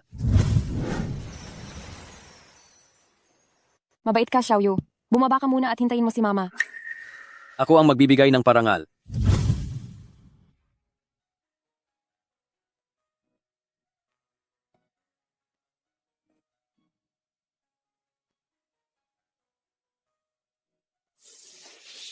Ako ang magbibigay ng tropeo sa ating kampeon. Kasing galing mo pa rin tulad ng dati. Go, Mama!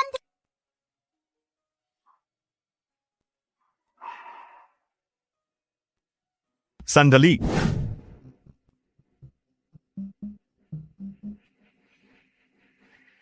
Hindi niya dapat makuha itong tropeo. Dahil ang trabaho niya ay kinopya. Hindi talaga siya karapat-dapat sa tropeo na ito. Dahil kinopya lang ang gawa niya. Wala kang hiya.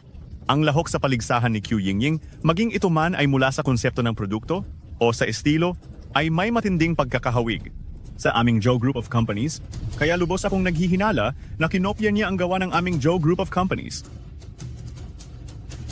Tama.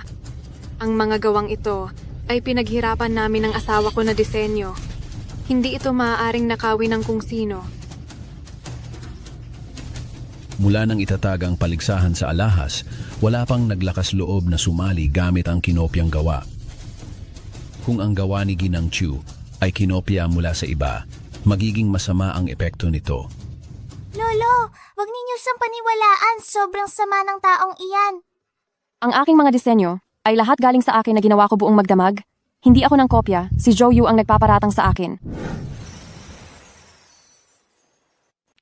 Zhou Yu, noong nakaraang pagpupulong sa pagsusugal ng bato, ikaw ay naging pabago-bago at hindi tumupad sa iyong salita. Ngayon sinasabi mong nangopya si Yingying. Ano ang iyong ebidensya? Pangulong Qin, isang hindi pagkakaunawaan lang ang nangyari noon. Ngunit ngayong sinabi kong nangopya siya, iyon ay dahil mayroon akong sapat na ebidensya. Mga ginoo at ginang, para maging tapat, itong si Ginang Chu Yingying. Sa totoo lang, siya ang aking dating asawa. Nakasama ko siya sa loob ng 4 na taon, araw-araw sa bahay. Ang alam lang niyang gawin ay maglaba, magluto, at maglinis. Tungkol sa disenyo ng alahas, wala siyang alam doon. Kung hindi kayo naniniwala, tingnan ninyo ang kanyang mga kamay. Wag mo hawakan ng nanay ko. Ang mga kamay na ito, mukha bang kamay ng isang taga-disenyo? Kitang-kita na ang mga kamay na ito ay madalas gamitin sa mabibigat na gawain. Ang kamay ng aming katulong, hindi pa kasing gaspang ng kanyang kamay.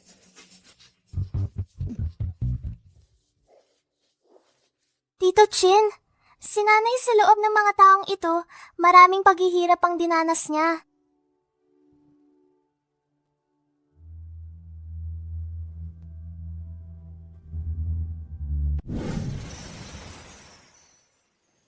Tia Ongkin, grabe ang dinanas ni Mama sa mga nakaraang taon.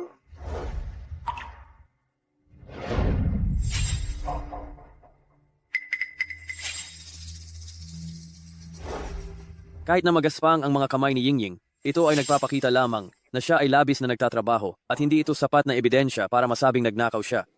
Tama, magaspang ang mga kamay ng aking ina dahil nakilala niya ang katulad mong walang kwentang lalaki.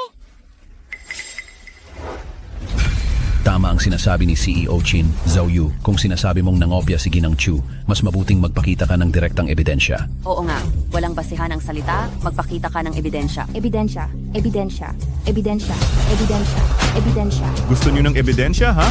Meron ako!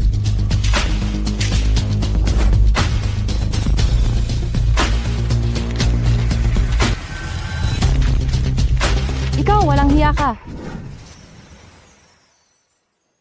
Ito, ang mga nakaraang draft ng grupo ng Zhou.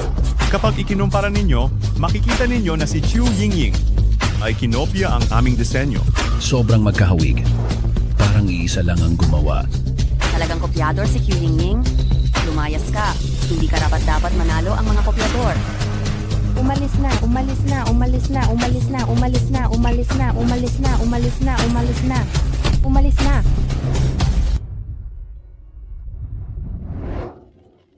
Tama na. Nagtiwala ako kay Yingying. Hindi siya ganoong klase ng tao. Ang mga design draft na ito ay naiwan ni Mama noon sa bahay ng mga Joe. Ngayon ginagamit ito ng masamang ama para ipahamak si Mama. Hayop ka, manahimik ka. Huwag kayong maniwala sa sinasabi nitong hayop na bata. Ang mga design draft na ito ay kaming mag-asawa ni Xiao Shan ang nagdisenyo ng may pagpupursigi. Oo nga, kami ang nagdisenyo ng lahat ng ito. Karaniwan, ang isang designer ay maglalagay ng sarili niyang eksklusibong marka sa kanyang mga gawa. Mayroon ba kayo? Anong eksklusibong marka? Hindi kami gumagawa ng ganyan. Wala kayo. Pero ako mayroon. Xiao Yu.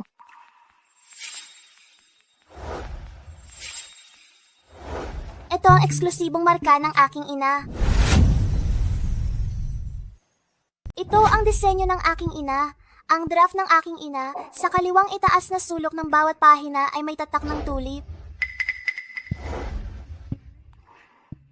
Talagang may tulip nga.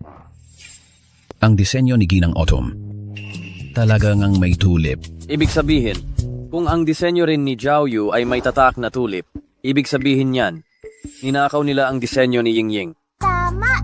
Ang galing ni Tito Chin! Salamat kay Xiao Yu. Dahil maaga niya akong sinabihan na gagamitin ni na Zhou Yu at Xiao Shan ang aking disenyo para sumali. Kung hindi, wala na akong paraan para ipagtanggol ang sarili ko. Taka. Sa draft na ito,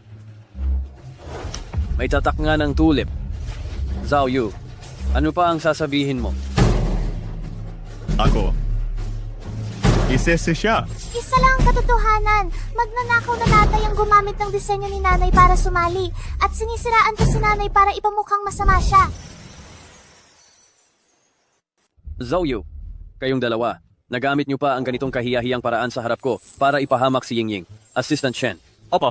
Dalhin ninyo sila pababa at huwag kalimutang alagaan ng maayos. Anong gagawin ninyo? President Qin, gusto ko lang naman po magkaroon ng pagkakataong makipagtulungan sa inyo. Makipagtulungan sa'yo. Makakadungis lang sa pangalan ng aming President Qin. President Qin, Qiu Yingying, ikaw na naman ang sumira ng mga plano ko. Zhou Yu, kumakatawan ako sa Twin Dragon Group para lumahok sa kompetisyon ngayon. Ginamit mo ang aking gawa ng walang pahintulot, dinadala ito sa kompetisyon. At inakusahan pa akong nagnakaw. Kumakatawan ako sa Twin Dragon Group at hahabulin kita sa legal na pananagutan. Maghintay ka na lang na matanggap ang sulat ng abogado. Dalhin pababa. Qiu Yingying, hintayin mo ako. Masyado kang matigas. Naalis na ang masamang tao. Uncle Chin, Lolo Presidente, hindi pa po nabibigay ang parangal ni Mama. Tama. Ipagpatuloy ang seremonya ng paggagawad.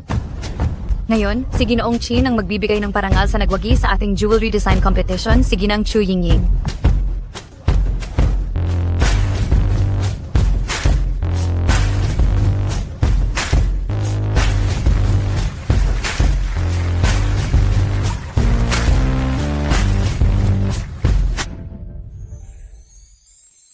Binabati kita, Yingying. Sinabi mo noon na gusto mong maging pinakamahusay na taga-disenyo ng alahas. Nagawa mo.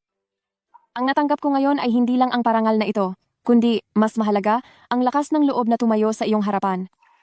Sa puso ko, ikaw na ang pinakamahusay.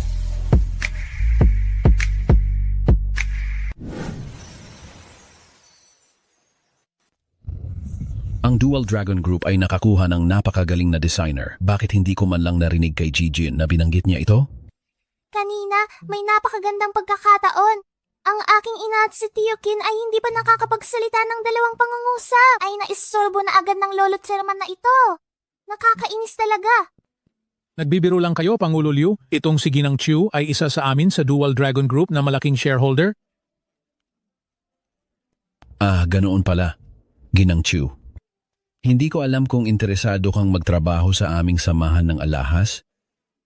Pangulo Liu, hindi yata tama ang pangaagaw ninyo ng tao. Paalam, Jikin. Paalam, Pangulo Liu. Pangulo Liu, ihatid ko na po kayo. Ay naku, talagang nabali na ang puso ng baby na ito. Tio Chin, may sasabihin po ang nanay ko sa inyo. Yingying, may gusto rin akong sabihin sa'yo. Gusto mo bang maglakad-lakad tayo sa labas?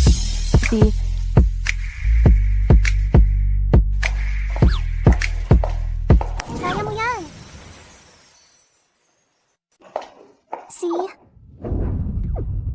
Kasalanan ko ang lahat dahil hindi ako bumalik para hanapin ka tulad ng ipinangako ko. At nagdusa ka ng husto. Hindi mo kasalanan, saka hindi naman ikaw ang nanakit sa akin. Ikaw, hindi mo kasama ang pamilya mo nitong mga nakaraang beses? Siguro may anak ka na rin? Wala akong anak. At hindi rin ako kasal. Sa totoo lang, bumalik na ako sa bansa 6 na taon na ang nakakaraan para hanapin ka. Pero dahil sa labanan sa pamilya, Inakayatan ako sa gitna ng daan. Kaya napilitan akong magtago-tago. 3 buwan na ang nakalipas, naangkin ko ang posisyon bilang pinuno ng pamilya. At pagkatapos noon, ay nagpadala na ako agad ng tao para kontakin ka. Hindi ko inaasahan na makikita-kita sa Crystal Appraisal Convention. Akala ko, matagal mo na akong kinalimutan. Ying-ying, maraming taon na ang lumipas. Pero hinding-hindi kita nakalimutan. Araw-araw. Nais kong makita ka sa lalong madaling panahon.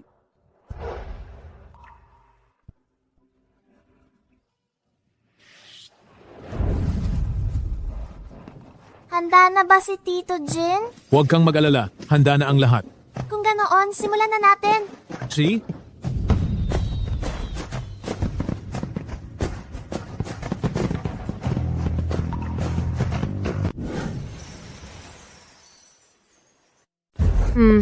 Kasalanan mo ito.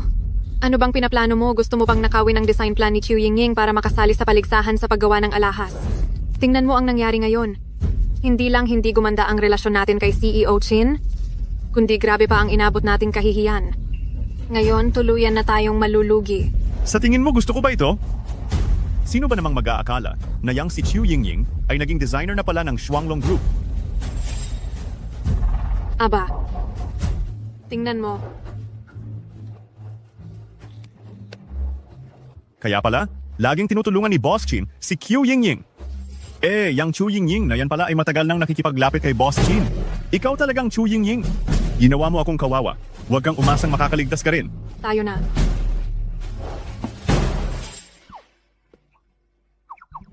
Mukhang sa pagsisikap ko, naayos na rin ng mga hindi nila pagkakaintindihan. Ay, si Boss Chin ay kilalang umiiwas sa mga babae. Pero ngayon, siya pa ang nagkusa. Ang swerte naman ni Miss Chiu kung makakapasok siya sa pamilya Chin. Sigurado, aangat siya ng todo. Hindi naman ang inaasahan ng nanay ko ay ang kayamanan ni Tito Kin. Oo na. Maliit na prinsesa. Kung anong sabihin mo, yun na yon.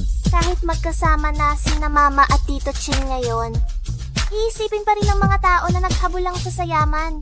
Kung ganoon, gagawin ko si Mama na maging tunay na mayaman. Mama, dali ka na. Xiaoyu, bakit ka pumunta sa park para mag-ehersisyo ngayon? Hindi naman yun. Naalala ko na binabalita sa pahayagan nung nakaraang buhay na ang pinakamalaking jewelry dealer sa bansa, si Miss Helen. Naaksidente sa harap ng park at namatay. Ang tinutukoy mo ba ay ang pangulo ng pinakamalaking kumpanya ng alahas sa buong bansa? Ang Starlight Jewelry. At sabay ding international na top jewelry designer, si Master Helen? Tama siya nga. Kung mailigtas natin siya bago siya maaksidente, tiyak na gagantihan niya tayo. Magkakaroon ng pagkakataon si Mama na maging jewelry designer ng Starlight. Hay, ang talino talaga ng batang ito. Kahit hinahangaan ni Mama si Master Helen at gusto niyang magtrabaho sa Starlight, hindi natin dapat gamitin ang pagtulong sa kanya para sa ating kapakinabangan. Mali iyon. Alam mo ba? Alam po ni Xiaoyu.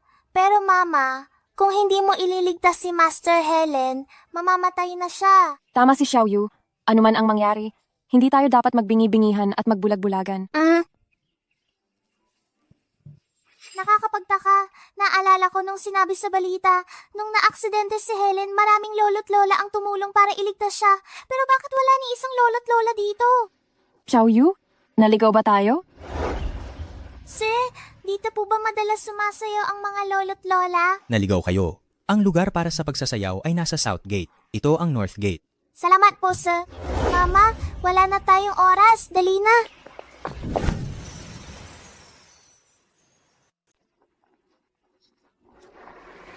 Nanay, nandyan siya?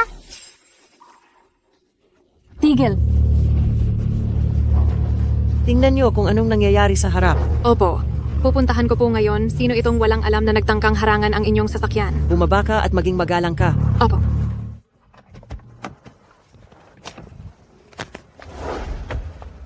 Sino ka bang baliw na babae ka? Gusto mo bang mamatay? Umalis ka riyan. Huwag na kayong magpatuloy sa pagmamaneho. Kung magpapatuloy kayo, may mangyayaring masama? Anong pinagsasabi mong kalokohan? Alam mo ba kung sino ang sinasalubong ng kotse na ito? Kung maantala ang mahalagang gawain ni Master Helen, kaya mo bang panagutan yan? Alam kong si Master Helen ang nakasakay sa kotse. Kung magpapatuloy pa siya, mamamatay siya? Baliw ka talaga. Kung hindi ka aalis, magiging bastos na ako sa iyo. Bakit mo sinasabing mamamatay ako? Sabi ng anak ko ay maaaksidente kayo. Ang anak mo? Opo, Lola. Kung magpapatuloy pa kayo, sasagasaan kayo ng malaking truck. Ano man ang layunin niyo sa pagsisinungaling para harangan ako, pakiusap umalis na kayo ngayon. Mayroon pa akong kailangang gawin.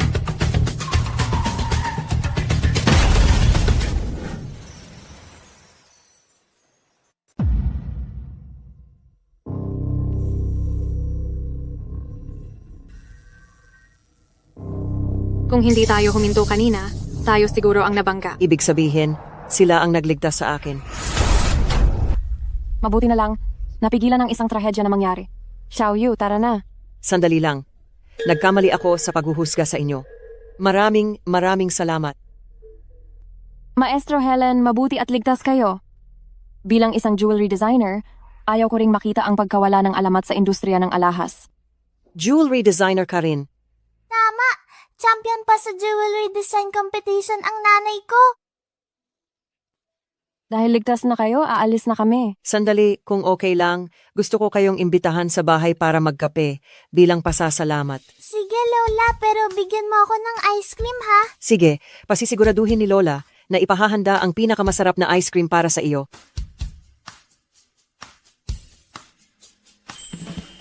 Ikaw si Q Yingying, tama ba? Paano ninyo nalaman ang pangalan ko? Sa totoo lang, ang pagpunta ko rito sa Haicheng ay para maghanap ng taong may magaling na kakayahan sa pagdidisenyo at may sapat na kaalaman tungkol sa jewelry market ng Haishi para maging manager ko sa Xingyao Haishi. Kaya bago ako pumunta rito, tiningnan ko ang inyong mga impormasyon. Lola, ibig bang sabihin gusto mong maging manager ng Xingyao Group sa Haishi ang nanay ko? Seryoso po kayo? Inimbestigahan ko na ang lahat tungkol sa High City Market. Lubos mong alam ang Marriott Group at Double Dragon Group. Mayroon kang likas na kalamangan. Nakita ko rin ang mga disenyo mo para sa paligsahan ng alahas, matapang, pino. Gustong gusto ko. Ikaw, ang pinakamahusay na tao na nasa isip ko. Pero, ako? Lola, wag na po kayong mag-alala. Tiyak na magagampanan ni Mama ang trabaho. Sige, gagawin ko ang lahat ng aking makakaya upang magawa ng maayos ang trabahong ito. Ang galing, naku! Akala ko aabutin ako ng ilang araw. Para dito, hindi ko inasahan na magiging ganito kabilis. Yingying, dahil nandyan ka, panatag na ang loob ko. Ang dating ako ay napakabobo, bakit ba kita nagustuhan? At nagbigay pa ako sa iyo ng anak. Ngayon, pati kumpanya ay kinuha na ng mga pinagkakautangan. Paiinumin mo ba kami ng hangin? Tama na. Sobrang stress na ako. Aba, nainis ka na ba sa akin? Mas mabuti pang mamatay na lang ako sa kakaiyak. Ayan na, tama na. Hindi naman kailangang magpakamatay. May naisip ka na bang paraan? Ang Starlight Group, ang pinakamalaking dealer ng alahas sa bansa, ay may bagong opisyal sa High City. Balita ko may anak pa siya. Magbigay tayo ng regalo na gusto niya para sa kanyang anak at makuha natin ang kanyang loob. Baka matulungan niya tayong malampasan ang pagsubok na ito. Saan naman tayo kukuha ng pera para sa regalo? Wala ba tayong bahay? Bahay? Ibebenta mo ang bahay. Ano pa bang ibang paraan? Akala ko, Yingying, ako ang may kasalanan sa lahat ng nangyayari. Pero ikaw pala ang dahilan. Kapag bumangon ako, sisiguraduhin kong sa harap ko ay magmamakaawa ka. CEO Chin, ang pinuno ng Xingyao Group sa Haicheng, inimbitahan kang makipag-usap para sa isang kooperasyon. Xingyao Group, sila ang pinakamalaking dealer ng alahas sa buong bansa at hindi nila pinapansin ang ibang kumpanya.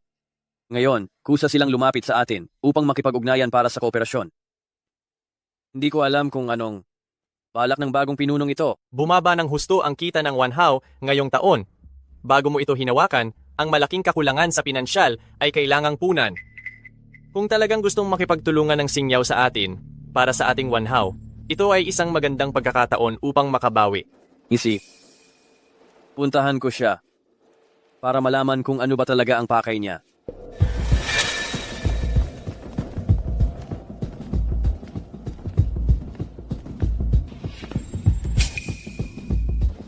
Bakit nandito kayong dalawa? Hindi ko ba sinabi sa inyo na huwag ko na kayong makikita pa? Hindi pa kayo aalis? CEO Qin, kami? Dito tayo sa Xingyao Group. Hindi nila tayo siguro kayang gawan ng masama. CEO Chen, ito ay Xingyao Group. Nandito kami para makipag-ugnayan sa kanila. Sa paraan ng pagpapalayas mo sa amin, hindi ba iyan medyo sobra na? Joyu, ang lakas ng loob mo para magsalita ng ganyan sa CEO Chin. Gusto mo ba ng gulo? Bakit ako matatakot? Kung ako ang makikipagkooperasyon sa Xingyao Group balang araw, ang posisyon ko sa Haicheng ay hindi mas mababa sa kanya. Hindi ikaw. Tama siya. Tayo ay bisita rito. Hindi maganda kung babastusin natin ang may-ari ng lugar. Mabuti at alam mo.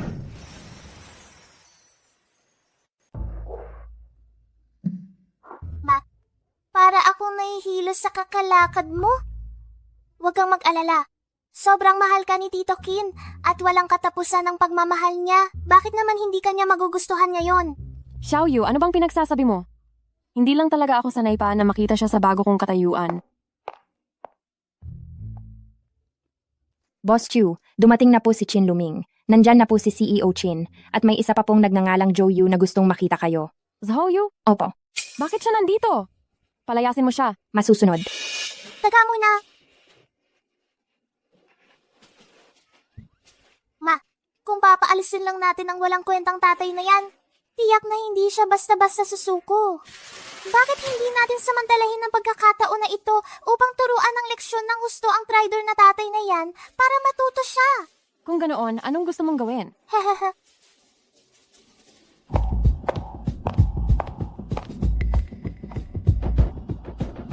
Mr. Zhao, gusto po ni boss na pumunta kayong dalawa sa opisina para magkita.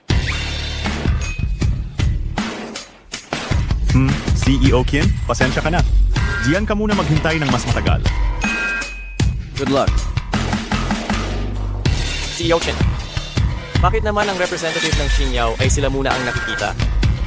Hindi ka na nila binibigyan ng respeto, ha? Para sa akin, nakakaintriga ang ginagawa niya. Sino kaya ang bagong pinuno ng Xingyao? Anong klaseng tao siya?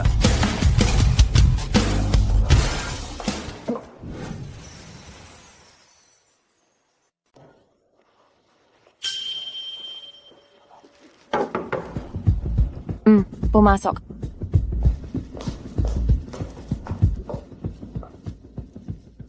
Joyu, nabalitaan kong ang asawa mo ang nanalo sa jewelry design competition na ito.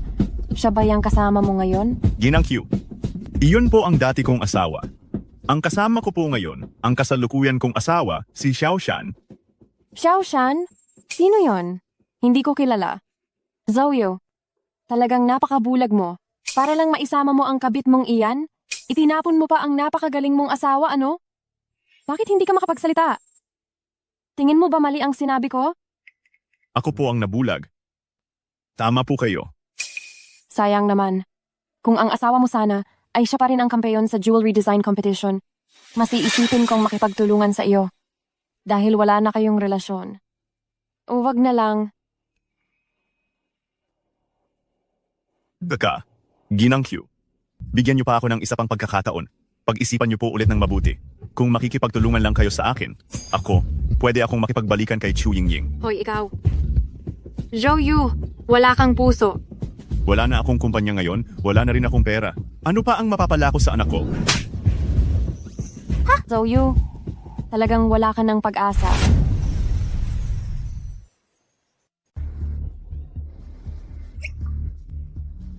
Q Yingying, bakit ikaw? Ikaw? Ikaw? Ikaw? Ikaw ang bagong tagapamahala ng Xingyao Group Branch sa Haicheng ngayon? Tama. Paano nangyari yan? Zhouyu, nang dinala mo sa bahay ang kabit mo, akala ko lang ay napagod ka na at wala na tayong pagmamahalan. Ngayon ko lang talaga nakita ng malinaw. Isa kang hayop na walang puso. Hanggat makikinabang ka, kaya mong talikuran maging ang sarili mong laman at dugo. Hindi ka karapat-dapat maging tao. Masama kang tatay. Kung maglakas loob ka pang guluhin ng aking ina, hindi ka niya palalampasin. Palabasin niyo sila. Huwag na silang magpakita sa akin. Bitawan mo ako, bitawan mo ako. Q Yingying, Q Yingying.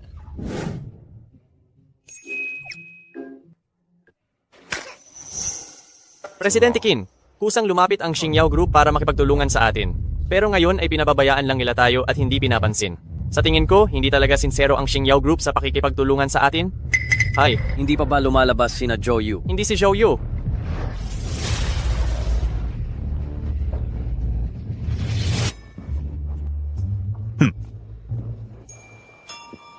Hindi ba sila rito para makipag-usap tungkol sa kooperasyon?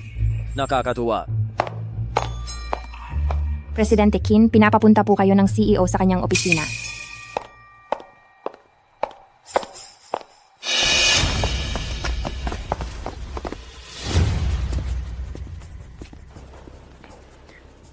Ang bagong CEO ng Xingyao Group na ito, Presidente Qin, sigurado po ba kayong papasok? Mukhang hindi ordinaryo. Anong kinakatakutan? Sa pinakamasama, ito'y isang bitag. Kakainin ba nila tayo?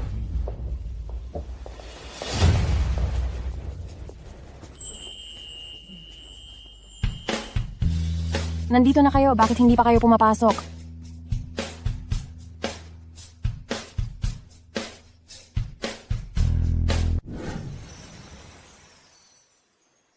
Ibig mong sabihin iniligtas mo si Maestro Helen pagkatapos? Ginawa kanyang tagapamahala ng Haicheng branch ng Starshine Group? Hindi ko talaga inasahan. Ganoon ka pala pinagkakatiwalaan ni Maestro Helen. Ako rin hindi ko inasahan. Tito Qin, gusto mo ba ang nanay ko ngayon? Xiaoyu. Huwag kang magsalita ng kung ano-ano. Hindi lang gusto ng tito mo ang nanay mo ngayon. Pati ang nanay mo noon at sa hinaharap. Gustong gusto ng tito mo.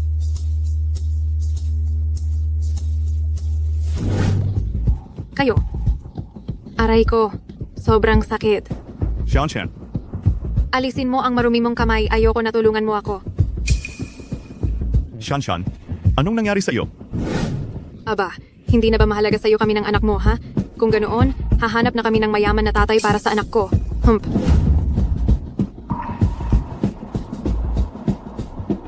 Chu Yingying, huwag mong isipin na porke ikaw na ang tagapamahala ng Starshine Group, hindi na kita kayang kontrolin. Aray, Shanshan, hindi iyan ang iniisip mo.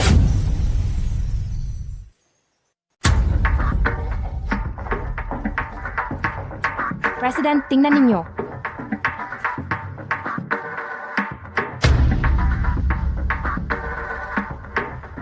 Bakit nangyari ito? Pagdating ko sa kumpanya ngayon, nalaman kong lahat ng empleyado ay nakatanggap ng mensaheng ito.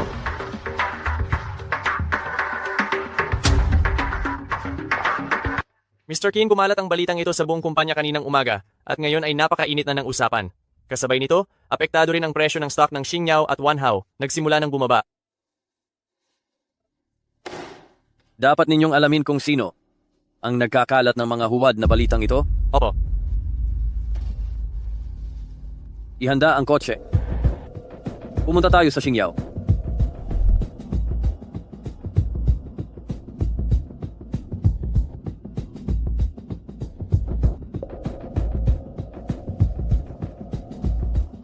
Patawad, Mr. Qin. Sinabi ng President na hindi raw siya pwedeng makipagkita sa inyo ngayon. Pinapauwi na raw po kayo.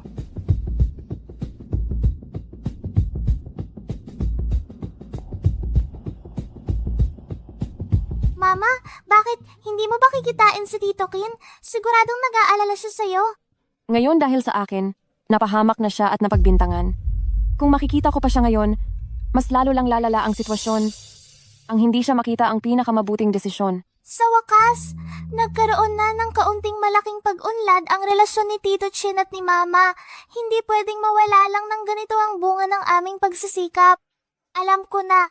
Tingnan ninyo ang gagawin ko.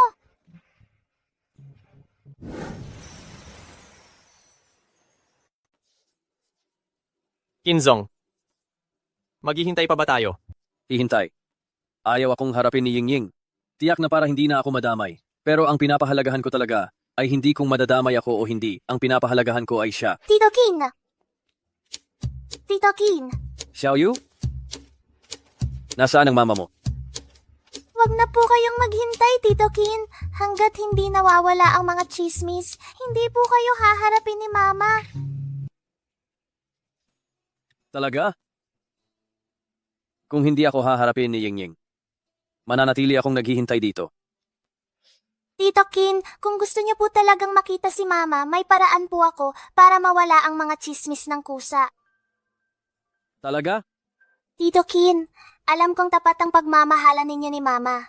Naniniwala po ako, kung malalaman ng lahat ang kwento ninyo ni Mama, hindi na sila maniniwala sa mga chismis na yan. Pero, ano ang dapat kong gawin ngayon? Naalala ko po nangako kayo kay Mama na pupunta kayo sa Tulip Manor para magtapat ng pag-ibig kay Mama. Ngayon ang pinakamagandang pagkakataon.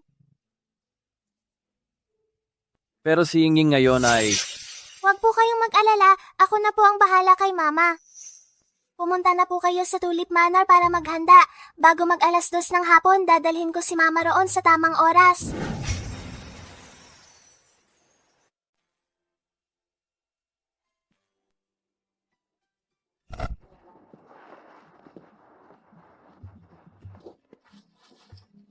Ano ang ginuguhit mo?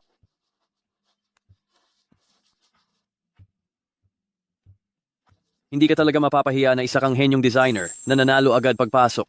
Pero kung gusto mo ng singsing, ibibigay ko sa iyo iyan.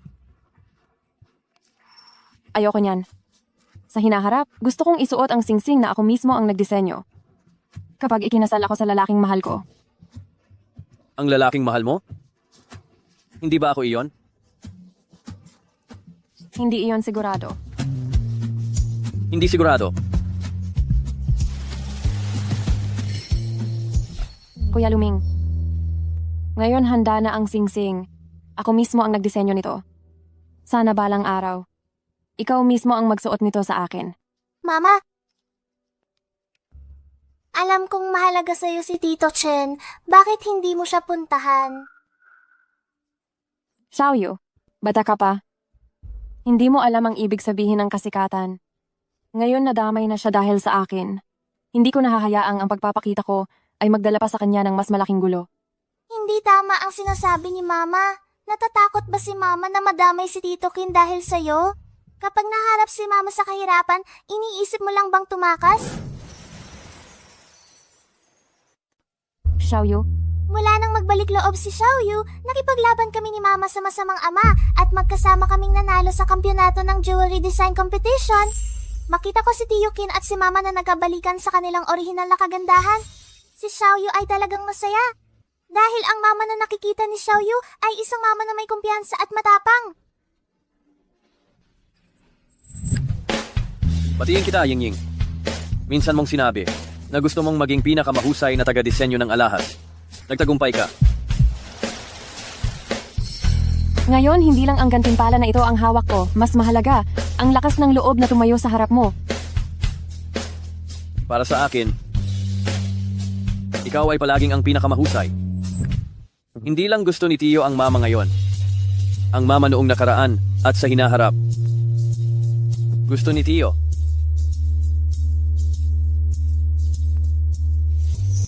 Tama. Chu Yingying, kahit si Xiaoyu ay alam na sundin ang dikta ng puso. Bakit mo nalimutan? Mama, si Tio Kin ay naghihintay sa'yo. Dalhin mo ako sa kanya.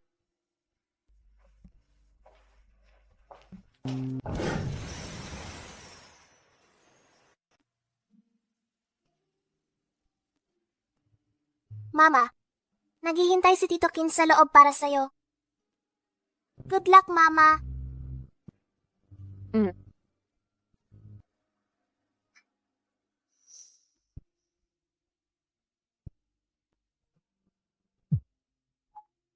Handa na ba ang lahat, Tito Jin? Huwag kang mag-alala. Ginamit ko na ang lahat ng magagamit na koneksyon at resources ng Shuanglong Group. Nag-imbita ako ng mahigit 30 news media na magla-livestream ng buong pagpupulong ni Jinang Chu at Ginoong Chin. Ang galing mo. Para sa inyo. Ang baby ninyo ay lubos na nag-alala kaya wag niyo akong biguin.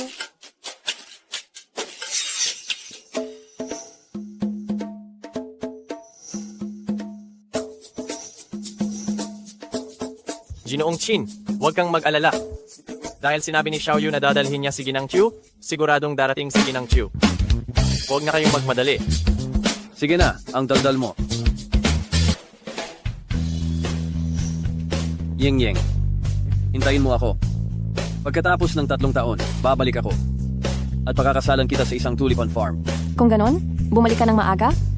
Dahil baka maging matanda na ako. Huwag mo akong kindatan. Ginoong Chin, sa likod mo?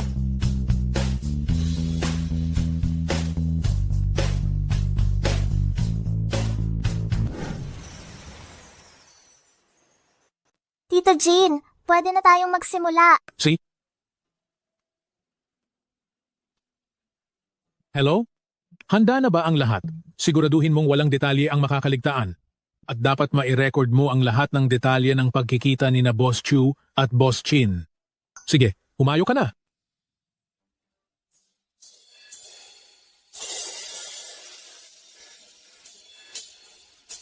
Ying. Alam kong darating ka. Mga beshi, ngayon, may ipapakita akong malaking chismis sa inyo. Tingnan nyo, sino ang nandoon? Tama, iyan ang magkasintahan na laman ng mga balita nitong nakaraan. Wow! Magandang araw po sa inyong lahat. Ito ang Haicheng News TV at ako si Mao, ang inyong reporter. Ngayon, ipapakita ko sa inyo ang pinakamainit na balita na pinaka-interesado kayo. Oo, magaling di ba? Ang galing mo! Hindi mo pa nakalimutan ang pangako natin. 6 na taon na ang nakalipas. Nangako ako sa iyo na ipagtatayo kita ng isang tulip farm. Sa pinakamagandang panahon ng pamumukadkad ng mga tulip, magpo-propose ako sa iyo. Pasensya na. Huli na ako. Hindi pa huli. Hindi pa talaga huli. Ako ang may kasalanan. Mula nang maghiwalay kami, nawalan ako ng kumpiyansa sa sarili. Ayaw kong makita mo ako sa aking pinakamahinang kalagayan. Ying, wala akong pakialam diyan. Sa puso ko. Hindi ka nagbago kailanman. Ikaw pa rin ang pinaka-perpekto mong sarili. Ying. Hindi ko kailanman nakalimutan ang pangako natin. Papakasalan mo ba ako? Pumapayag ka bang pakasalan ako? Ako. Ay, anong nangyayari dito? Ito, anong nangyari kay Ginang Chu? Huwag kang mag-alala, normal lang ang lahat.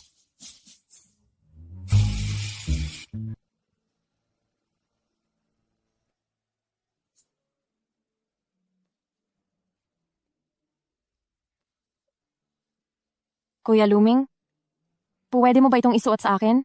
Mga baby, narinig nyo ba? Si Q Yingying at si Qin Luming pala ay magkababata at nagkasundo na magpakasal. Ang ganda ng love team na ito. Wow, grabe. Nagkaroon ng malaking pagbaliktad ang kwento. Hindi pala si Q Yingying ang nagtaksil sa kasal, kundi ang kaniyang dating asawa na si Zhou Yu. Dito.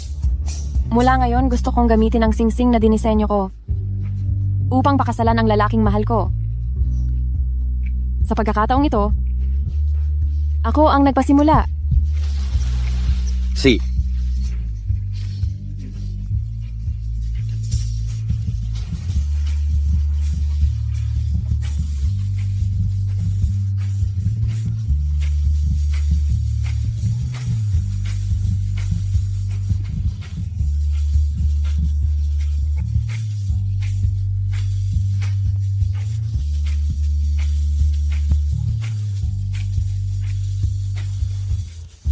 Talagang napakahirap ng pinagdaanan nila. Sa wakas, nagkasama na sila. Huwag ka nang malungkot. Hindi ba't nagkasama na silang dalawa? Mga mahal, batiin natin sila. Wow! Itong magkapatid na mga ngalunya?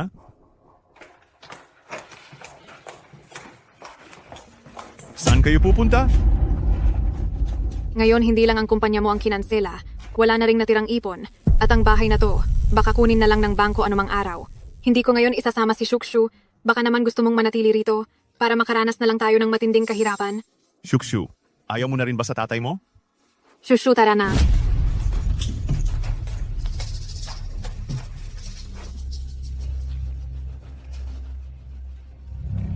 Xiu Yingying, lahat ng ito ay kasalanan mo. Pinipilit mo akong mapunta sa daan ng pagkawasak.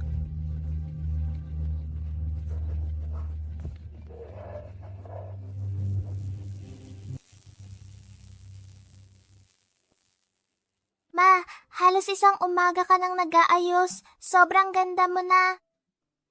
Xiaoyu, susunduin na tayo agad ni Tito Chin para sa wedding photoshoot. Tignan mo nga anak, kung may kailangan pa bang ayusin. Ang babaeng umiibig ay nakakapagod talaga. Q Ying Ying.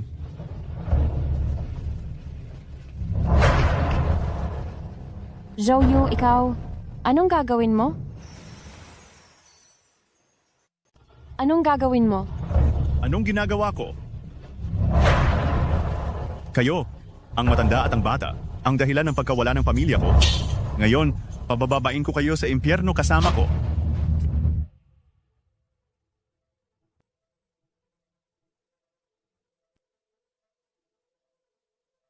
Gasolina! Masamang tao ka. Dadaling ka ng mga pulis sa kulungan. Aarestuhin ako? Hindi na kailangan ng mga pulis. Pabababain ko kayo sa hukay kasama ko. Teka muna. Xiaoyu, ito ay alitan sa pagitan nating dalawa. Walang kinalaman si Xiaoyu rito. Pwede mo bang pakawalan si Xiaoyu, pakiusap? Pakawalan siya? Pwede. Lumuhod ka at magmakaawa. Ma, wag po. Si? Luluhod ako. Ma, wag po. Pwede mo na bang pakawalan si Xiaoyu ngayon? Ma. Anong gagawin? Anong nangyayari? G. Kin, sa wakas ay dumating ka. Kakalusob lang ni Xiaoyu sa opisina ni G. Chiu dala ang isang timba ng gasolina at ikinandado pa niya ang pinto ng opisina. Kahit anong tawag namin, walang nagbubukas ng pinto sa loob. Ano?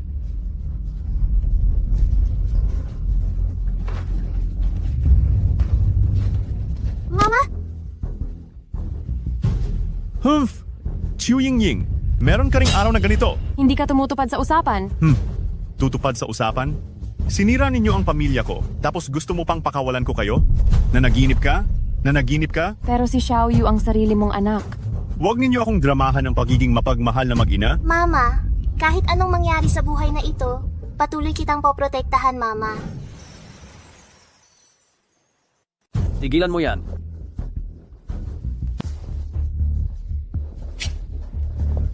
Ying Ying, Xiaoyu, ayos lang ba kayo? Dapat ka nang mamatay. Ginoong Qin, alam ko na po ang pagkakamali ko. Hindi ko na po uulitin. Huwag niyo po akong pababayaan.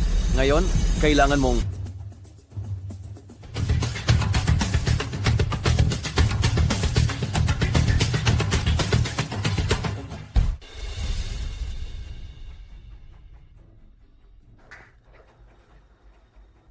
Jinong Chin.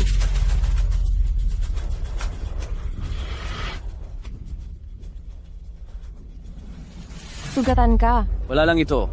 Gasgas lang. Xiaoyu, huwag kang mag-alala. Simula ngayon, kasama niyo si Tio Qin. Wala nang masamang tao ang mang-aapi sa inyo. Ginoong Qin, ano ang gagawin natin kay Zhao Yu? Ipadala siya sa istasyon ng pulis. Sa natitirang bahagi ng kanyang buhay, hayaan mo siyang manatili sa bilangguan. Masusunod. Qiu Ying Ying. Tara na. Qiu Ying Ying?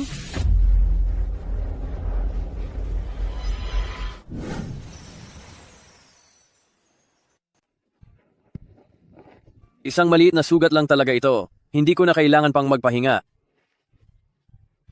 Sino ang makakaalam kung may lason ba ang sugat na iyan? Kung hindi maaayos ang paggamot sa sugat, madali itong maimpeksyon at mamaga. Kaya makinig ka sa akin. Hintayin natin ang pagdating ng doktor at magpatingin ka ng maayos mamaya. Tama. Dapat makinig ka, Tio Qin. Oo, siya. Makikinig ako.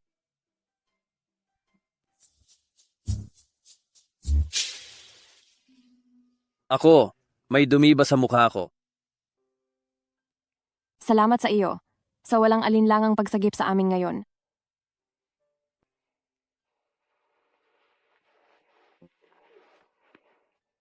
Isinusuot ko ang singsing na ito sa iyong daliri. Kaya pag-aari na kita. Kung may mga ngahas na apihin ka sa hinaharap, kahit pa ikamatay ko, poprotektahan pa rin kita. Teka, kamay. Dapat protektahan mo rin ako, Tio Qin. Siyempre, poprotektahan ko si Xiaoyu. Pero Xiaoyu, hindi ba dapat baguhin mo na ang tawag mo sa akin? Gwapong tatay! Iyon ang tama. Gwapong tatay? Sino ang nagturo sa iyo niyan?